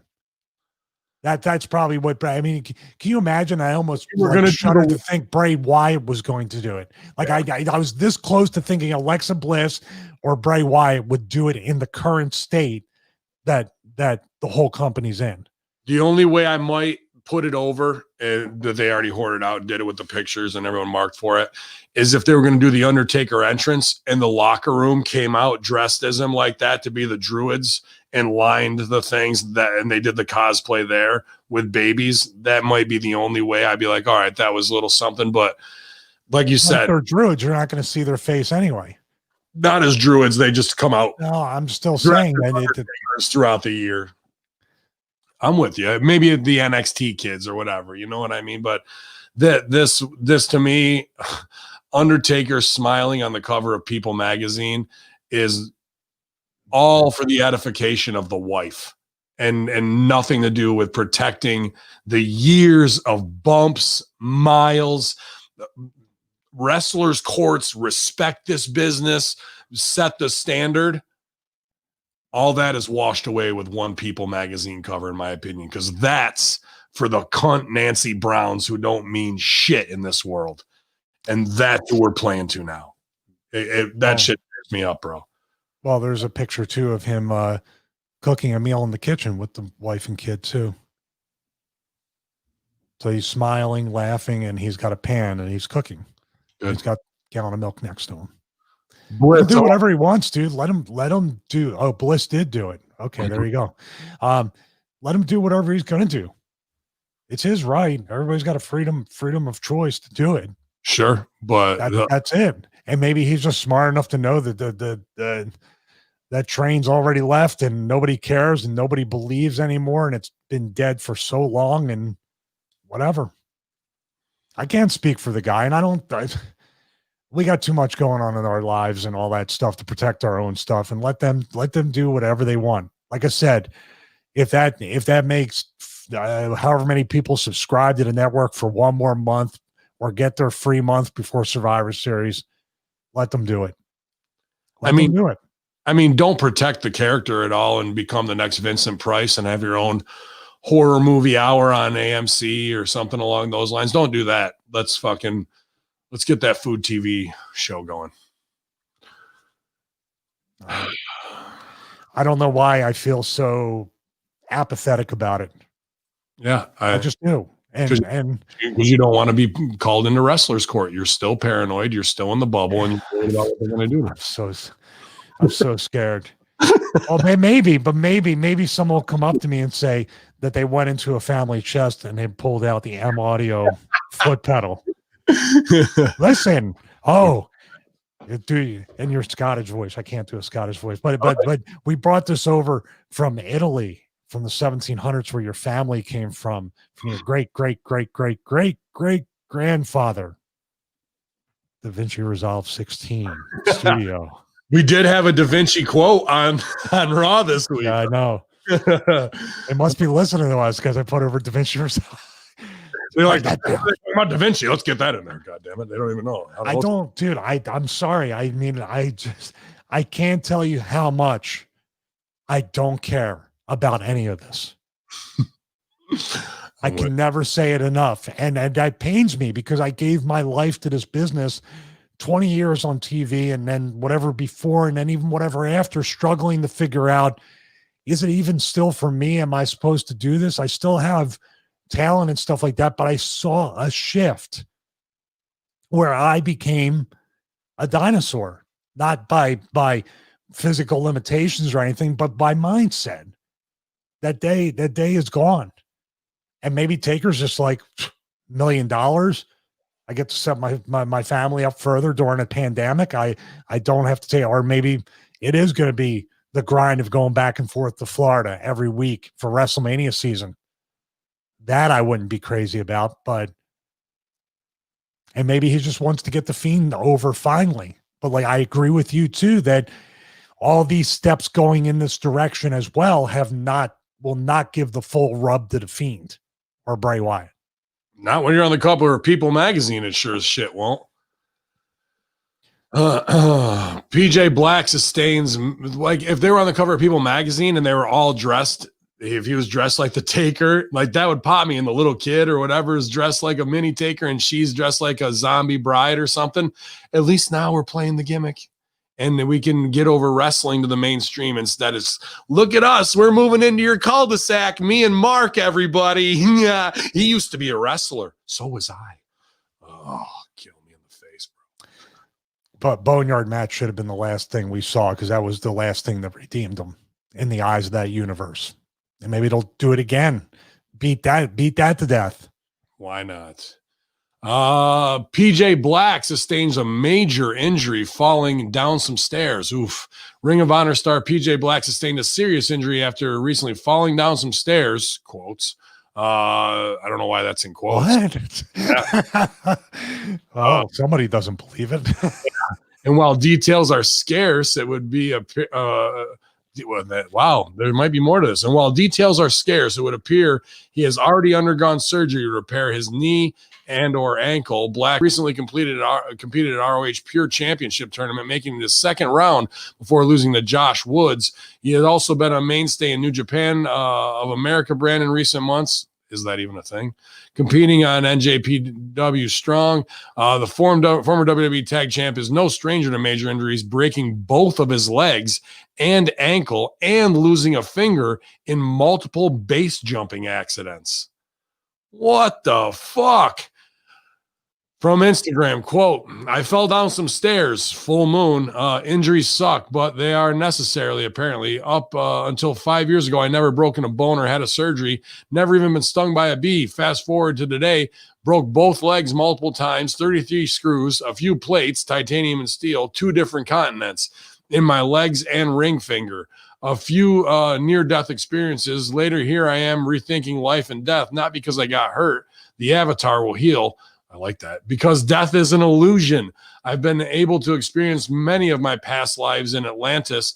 This is surreal to me since I was raised Christian and we were taught that reincarnation isn't real. I've since read copious amounts of books on this subject. If anyone has anyone's good ones, I just need recommendations. Just ask. And if all of those lives were hallucinations, then so is this one. The last 5 years have been the worst of my life, but at the same time, the best thing to ever happen to me. That's an interesting wrestling character. I know I was about to say he fell down the stairs, but he does all these crazy skydiving type things too. Sure. I guess I'll tell you what, he's another one like Seidel. When I see him, what the shape he's in and what he can do, he has a unique look that could be, useful to a place like Ring of Honor. And speaking, we just spoke about the stuff that bothers me that I don't care about. I did look at some of the pure tournament stuff. That presentation with the way they have the arena and that type of physicality with the pure tournament looked more legit. Okay. Like it's the way they worked it and the way most of the matches were, it reminisced. I mean, it's pro wrestling, but it reminisced of a very much of a old school athletic type thing where you didn't need the people as much. Still would help, but I liked, and the entire arena was dark. It was pretty cool. That's awesome. I'll have to check it out. I'm sure Jargo and RBV will be covering that as well. I know Man Beast had to watch a little bit of it as well, and he almost had his head explode with watching New Japan after being a Southern wrestler. So I look forward to that crossover. My translation, I met this guy a couple times. He's cool dude. The quotes and the death is this, that, or the other, and whatnot. To me, he was probably on mushrooms and DMT and weed and fell down the fucking stairs and broke his leg. That's what it sounds like to me. He was having an experience. Yeah, he was tripping and broke his fucking leg. That's why you're going to get to the talk of I lived in Atlantis and 5 generations ago. That's a dude who's on Vision Quest, who's taking fucking hallucinogenics and also is probably testing the limits of his own life because he imagined being a wrestler in WWE and that fucked up, and that sent him on a whole nother thing of depression. And out of that comes, who am I? What am I? And let me start taking chances with my life, which is jumping out of planes and off of buildings, base jumping. And then even when it ends badly, is that your own subconscious self-sabotaging yourself through some type of weird loathing or what have you? That's how I look at and see the strangeness of this promo. Not really him working, just a dude who's on some shit and doesn't want to be embarrassed that he fucking torched his leg or whatever while he was doing it. But that's me knowing drug addict wrestlers. I could be wrong. Maybe he is from Atlantis. I think the story was kind of saying the same thing with the quotes and everything, right? Yes, the way it's written is very much that. So, not a lot coming. Probably when he started talking about Atlantis and reincarnation, that's what I mean. Like if he had just said, man, it's just weird how, you're in the ring and you can wrestle and you do all this crazy shit and then you fall down the stairs and that's how you get hurt. Like when you sliding drop kick broke Rob Van Dam's leg after all the other shit he does. You know what I mean? That's how life works. But we got Atlantis. So there we go. Maybe it was still on. It was still had an effect on him when he got the quote. Maybe he's on some good gimmicks and Mike Johnson hit him up at the right time after his dosage. You mean Pat Buck hit him up and then Mike Johnson? Mike Johnson got okay, just checking the Paul Lee chain of command. They had to go through Paul Lee to verify that it wasn't fake news. John Moxley breaks some very exciting news on live on AEW Dynamite that guess what? His former wife Renee Paquette is pregnant. Stevie, his former wife. or sorry, his current wife, former WWE announcer, his current wife. Yeah, so that's former wife. His current wife Renee is pregnant. It's the best news they ever broke on Dynamite, says Tony Khan, congratulating the couple on Twitter. Yeah, I don't give a fuck about anybody's kids. This was on the television show. Yeah, it doesn't make me fucking give a shit. In fact, it does the opposite. It takes Moxley, even though the fans know he's married to Renee, but the women who want to live vicariously and love Roman, love the sexual, or the guys who love him for the same reason, which is probably most of the AEW foundation, that now you're ruining that. You're supposed to be cool. You're supposed to be sexy. You're supposed to be an illusion of being attainable where they go home and have their private time to you. Instead, you're saying, nope, I'm a family guy, baby on the way, mad bills to pay. I'm a daddy now. And that's what you look like. There's no more no one goes, James Dean, the coolest lone wolf motorcycle rider ever. And father of 3, James Dean. He's a great dad. Like back in the day.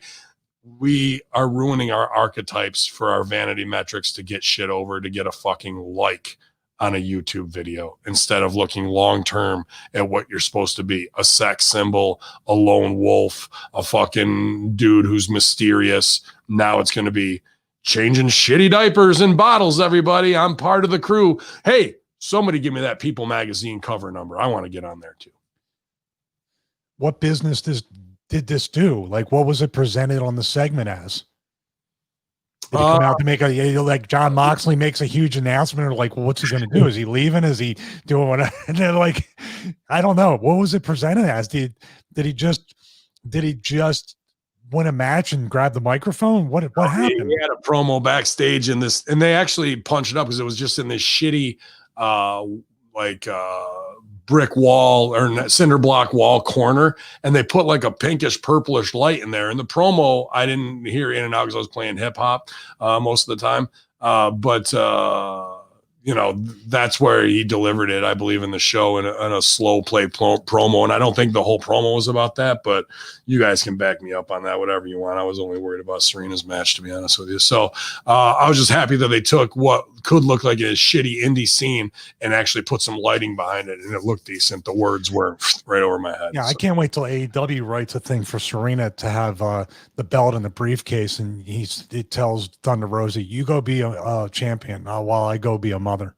Yeah. That's how titles switch hands. He just gives fucking Serena the title. And people forget about that, dude. Wow. That I did until you brought. I was like, where's he going? Oh, fuck, that sucked. And that was the other the Becky and Seth broke the internet yesterday. They broke the internet, everybody. It's already broken. You can't fucking post hashtags. We don't need your help. So they post their little People magazine. Here's my baby bump at 6 months, and here's me in a blue dad suit. Are we stooging you off that it's being a boy because I have a blue suit on? We have to wait for the reveal for People magazine part 2 to understand that, everybody. Dude, this is it. This is Game and Steph setting the tone. Everybody's going to follow suit. We're all moving out of cool kids into our 30-something parents because that's the corporate thing to do. And look what Bree and Daniel did, and Miz and Marie. Like, we have now corporatized and whore out having a family as a way to increase your status in WWE. That's where we are.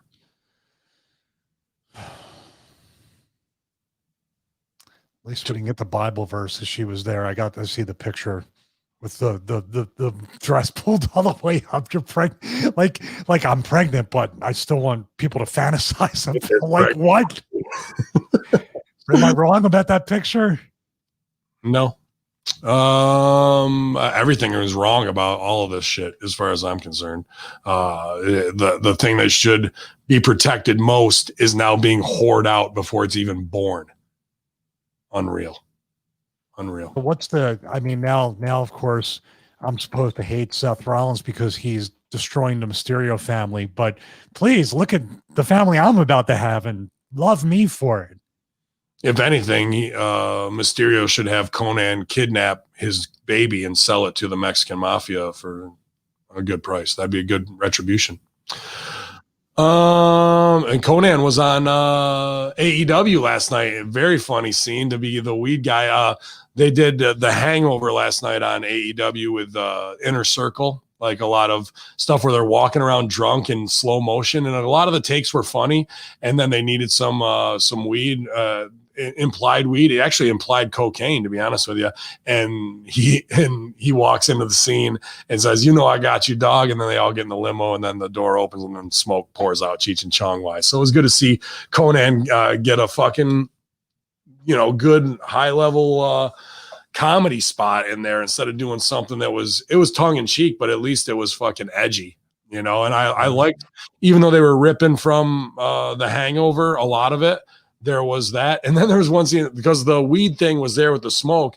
But then later on, after, I don't know if you've seen The Hangover, but like when they wake up the next day and the hotel room's all trashed, but the one dude from LAX is out there doing reps with like 15 pounders, like super fucking pumped up. Everyone else is crashed out. So like, there's your cocaine reference. And that fucking made me laugh without doing, like, you didn't have to have powder all over his face or anything. Everybody else is just knocked the fuck out and he's wired as fuck working out, so I thought they did a good job with taking and doing a tongue-in-cheek version of that, and it was good to see Bowdy and Rowdy on there. Davey Boy Smith Jr., some people call him Harry Smith. WWE return is very possible in talks tonight's MLW world title match. Let's see. He's going up against the Samoans there, so he puts them over. There's a ton of copy here. I think it's definitely a possibility set of a WWE return. In addition to the Hall of Fame, I was supposed to be touring regularly with All Japan Pro Wrestling. I had a big opportunity with Champion Carnival tournament in April, but I couldn't travel due to pandemic. I thought a lot about my options to weigh, but I'm looking forward to seeing what transpires in my future. A WWE return is very possible. Just a very quiet guy. If you've ever met Harry Smith, one of the quietest dudes I've ever met in wrestling, to be honest with you, but working his ass off since he was released and kind of on his own vision quest. I've seen some things that I wouldn't have expected where he sits in an Orgon energy pyramid.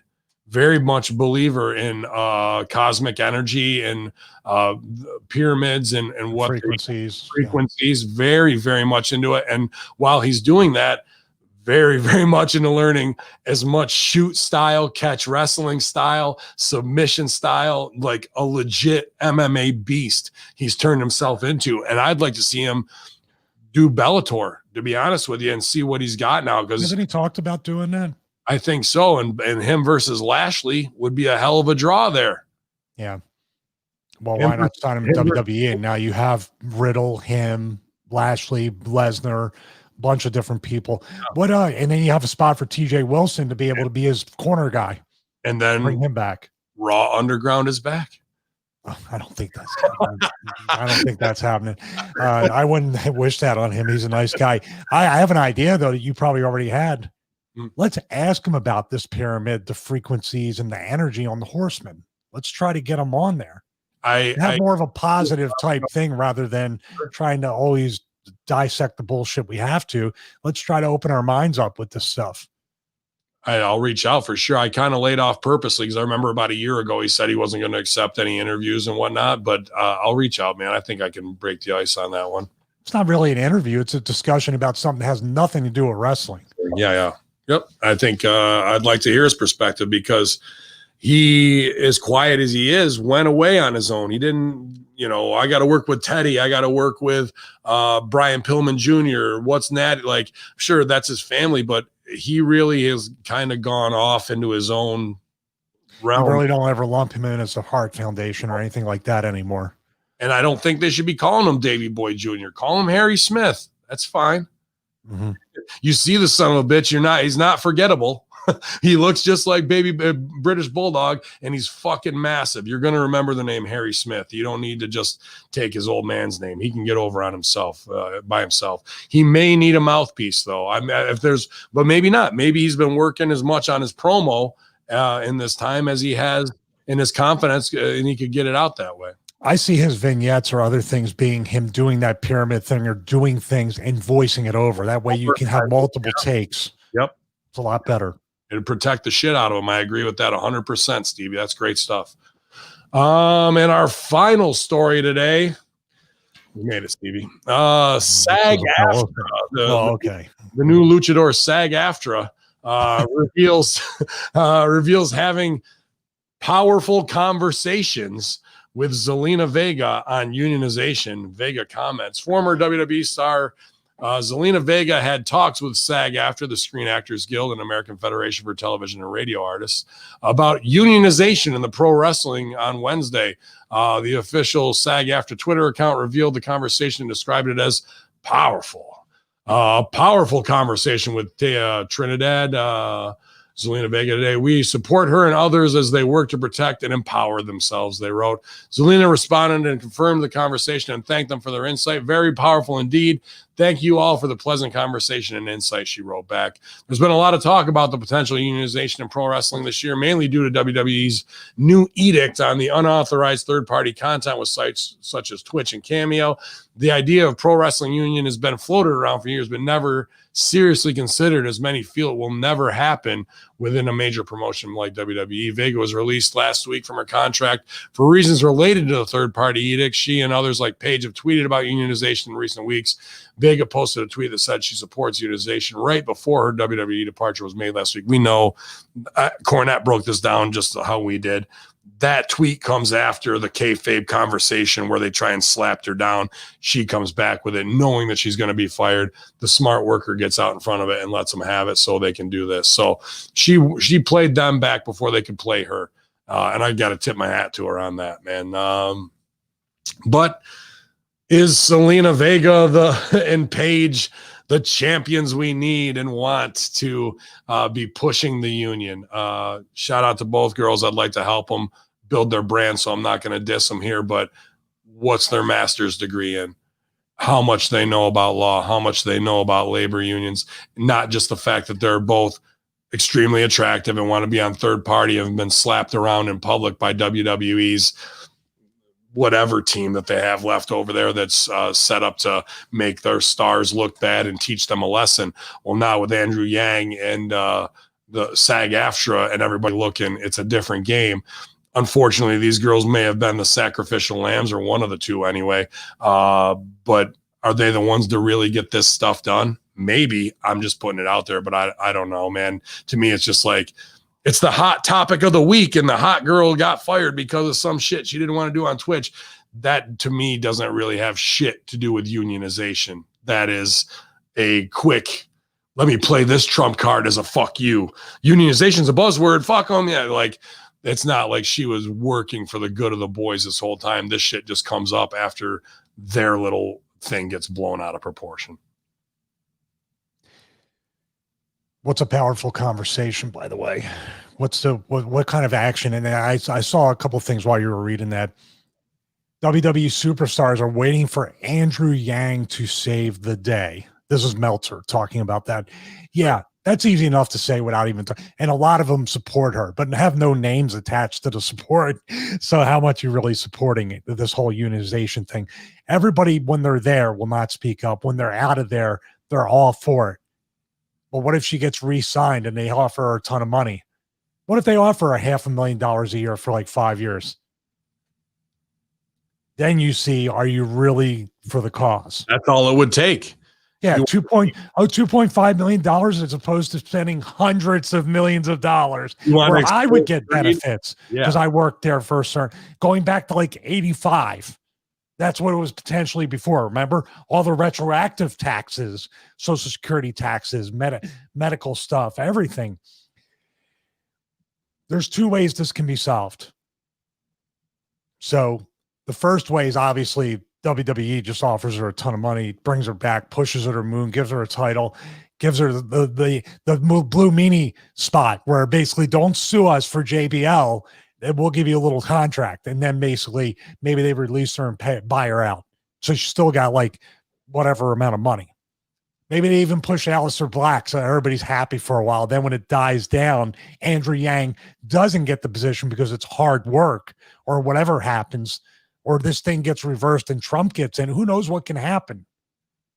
Then where are you at right there? Then we'll just let them both go after about a year. Well, you worked here for a year. There's no more complaints. The other thing that can happen is that she actually gets acting roles and gets unionized for herself and says, like Jesse Ventura did when he tried to fight for the union, and then he got his SAG-AFTRA card because no one else would stand up, and Hogan stooged him off. He said, fuck the boys. I got my union. That's fine. Like, you want to be dumb? Be dumb. That could have been the point where other people, but Jesse was pretty powerful figure at that time. So I'm just throwing out these things like dude, if you were talking about unionization and you knew it was like not even a 50-50 shot, and WWE turned around and wanted to rehire you at maybe 10 times what you were making, guaranteed, by the way, just don't tell anybody, what would you do? Selling the fuck out, man. You're basically hedging your bets that someone else who's also getting taken care of is going to fucking squash it. And it hasn't been the 15 out of the 19 things that prove their employees have not ever been consistently challenged. Even Vito, to some degree, with the concussion lawsuit and all those people, there's some other medical bill type union type stuff in there, if I'm not mistaken, right? Yeah. That got shut down. CTE has already been admitted by the NFL to be directly related to playing football when they have pads and helmets and all this stuff. There is a direct correlation. How about we don't wear any of that stuff, but there's no correlation to concussions. This is what you're dealing with. This is fucking old school mafia shit. You're not going to, it's very interesting to see as everything I'm saying could possibly happen. And then she gets released again and she's going to bitch again about the unionization. It's done. It'll be an NDA. There'll be an NDA in that where you can't do that. That's why they left the open end. You're 100% spot on. Workers are going to fucking sell out in the next one for, their in own a pandemic, nonetheless, where there's no money to be made on the indies, really. None. So here's the thing. If she was initially, I hate to just one last point. What? If you really want to say the no compete 90-day thing is illegal, as an independent contractor, you can't tell me I can't work anywhere for 90 days. Sure, you don't have to pay me for 90 days. So I'll just go straight to AEW and make my money, or I'll go to Impact, or let's talk about this thing. You're taking, and I took the 90 days, but I'm saying, like, if you're that strongly about unionization, all these other things, then that 90-day no compete is illegal under independent contractors. That's like you paint a house, but you can't paint anybody else's house for 90 days. There's not enough consistency in all this stuff right now. And I know it's soon. It's what, a few days old. You try to figure everything out and all that stuff. Get out of the news cycle that quick. People are saying with Yin Yang Twins, he's on Jericho's podcast where it should be a real conversation. Instead, he's marking out because he's a wrestling fan, acting all giddy. And what does it take to shut this down? Same as Chris Van Vliet and these guys who are now names in his hangers on in this business as pundits or whatever, being in there with spears and fucking Prince Pretty, chopping the shit out of him, making him look like a mark with no, like, they think that gives them credibility. It doesn't. Like, it's apparent that Andrew Yang is a fanboy, and that a real worker in wrestling could wind him up and so easily and get his head gassed up. And like I said on the other show, the unionization could be gone when Andrew Yang gets to be number 26 in the Royal Rumble. Like, that's all it takes to shut him up. And with her, forgive me, but I don't think Paige and Zelina Vega are equipped to represent the boys or have the boys' best interests in mind. The only reason they're using this as a fucking unionization card is because they know it's a little scary word that WWE wants to hide from. And they don't really have any interest of changing the business to get everybody where they need to be. That's just a response from them being butthurt because of them going at it with The Office. That's the only card they have left to play. And then these little PR things of talking to the chick from 90210 like they're really going to do shit. If they're really going to do shit, it's the fact that anyone who's on TV, like every other show in the world, should be SAG-AFTRA. That's the argument. That's all that need be done. And is it that hard to make WWE people SAG-AFTRA? Not at all. Not at all, because they can afford the dues. Can indie workers and can you hold indie promoters to that? Fuck no, you can't. You can't have a union for indie workers and do that kind of shit. The only thing you could have for them is a little bit cheaper insurance if they wanted to offer that. Throw them in the pool, but then again, insurance is a pool, and if you got people constantly getting hurt, the rates are going to go up for everybody. There you go. But Andrew Yang, dude, this whole thing. This is the problem. This is the problem that's frustrating for us, and not so much for Russo, but us for Russo. You have Andrew Yang talking about all these real topics. Supposedly, they're sound bites. They're not 30-minute. They're not Joe Rogan type conversations like he could have with Russo. Mm-hmm. But then he goes on with Jericho, and the funny thing is, does anybody else see the double standard, the duplicity that AEW is not really in the crosshairs of this? Well, talk about Khan and his unionization, and not Tony Khan, Daddy Khan. The players union. Don't go to the Jacksonville Jaguars. Don't go there. So the it's already set up to be scab workers, and we'll do whatever we have to not abide by the rules and say, you want to hold our feet to the fire, fuck you, in a very Khashoggi kind of way. Mm-hmm. All I'm saying with the Tony Khan, there's a difference between saying, let's pay for Matt Hardy's hospital thing. Let's do a 60-second concussion protocol, edgy technology. Let's ring the bell. I'll do it myself because I'm the owner. There's certain things, Britt Baker's injury, are taking care of that, but it's not in writing. You don't have to do it. And you're only picking it for the people that, I don't know if there's underneath guys that work dark that get squashed and go home and they blew their knee out, if Tony Khan's going to take care of them.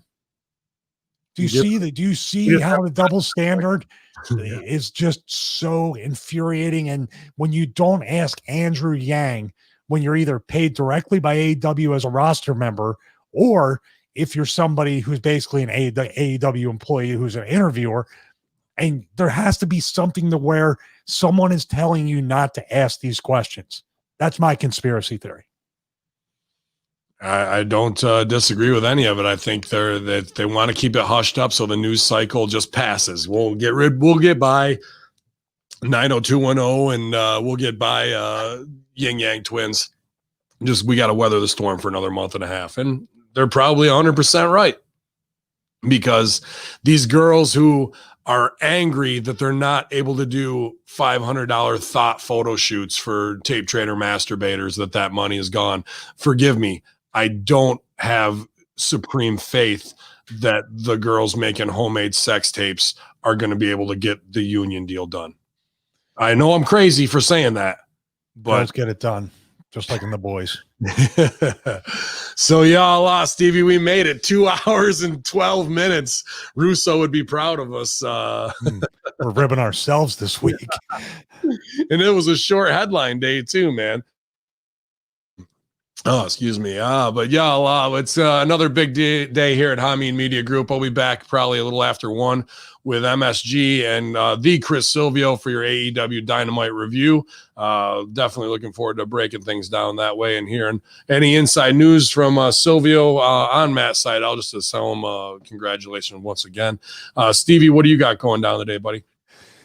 Creating more content. I got to, I'm going to shoot some videos on DaVinci Resolve, since, my ancestors sent this to me from the 1700s in an old chest across on a steamer. Right. I'm going to try to create some content, do some things, just try to forget about wrestling for a few days. How's that? That's about it, man. I'm going to try to, my wife, the interesting thing, I think I said, my wife and I are trying to get away and get a cabin or something for the weekend, because we haven't been away in forever, and we've been really blessed with the affiliate sales and stuff like that. Dude, in a pandemic with 11 to 20 or 30 million people at a time out of work, everything is booked up. Like everybody, how are people affording this? This is crazy. I don't know, man. They all want to get out of their, prison planet home at this point. Their kids, wife, whatever, driving them nuts. So I imagine the Airbnbs are all doing well. But yeah, man, if you can get away even just on a drive or a day to escape out of the madness and the news cycle, I totally implore that. I'm going to try and get to the woods myself because it snowed yesterday. It's getting back up to 50 today, but the rut, now that the weather turned cold, the deer should be starting to go crazy and not paying attention. The rut, is that what it's called? The rut, yeah, that's when the males, their necks swell up big and they get horny to mate, and because usually bucks are they use the does as cover for, like, they hang back. So if the does are alerted, the buck's fucking gone. So usually don't see them.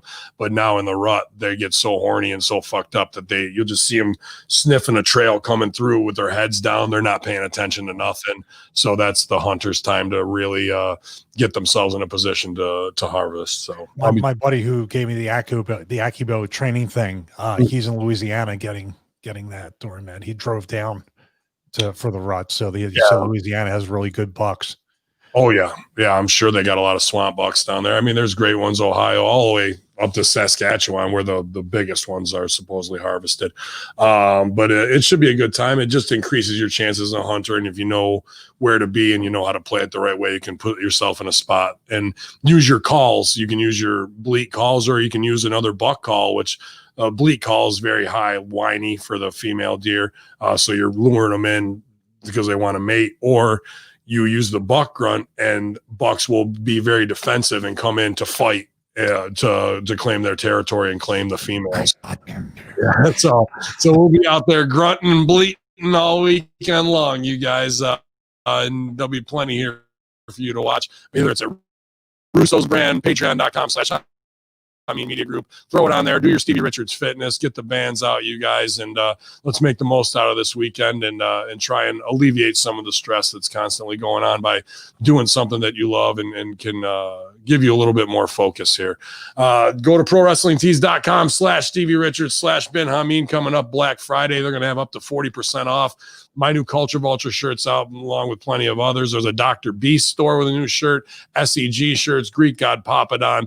It's all going down. Drink your Broster's coffee because otherwise you'll have to drink Ovaltine. Ovaltine? Crummy Ovaltine. Y'all, Stevie looking good with long sleeves today. It's the Friday locker room, ready to lock it down. Ultra kayfabe declassified style here at twitch.tv/conspiracy horseman, up to 56 strong for your Friday locker room stooge report here.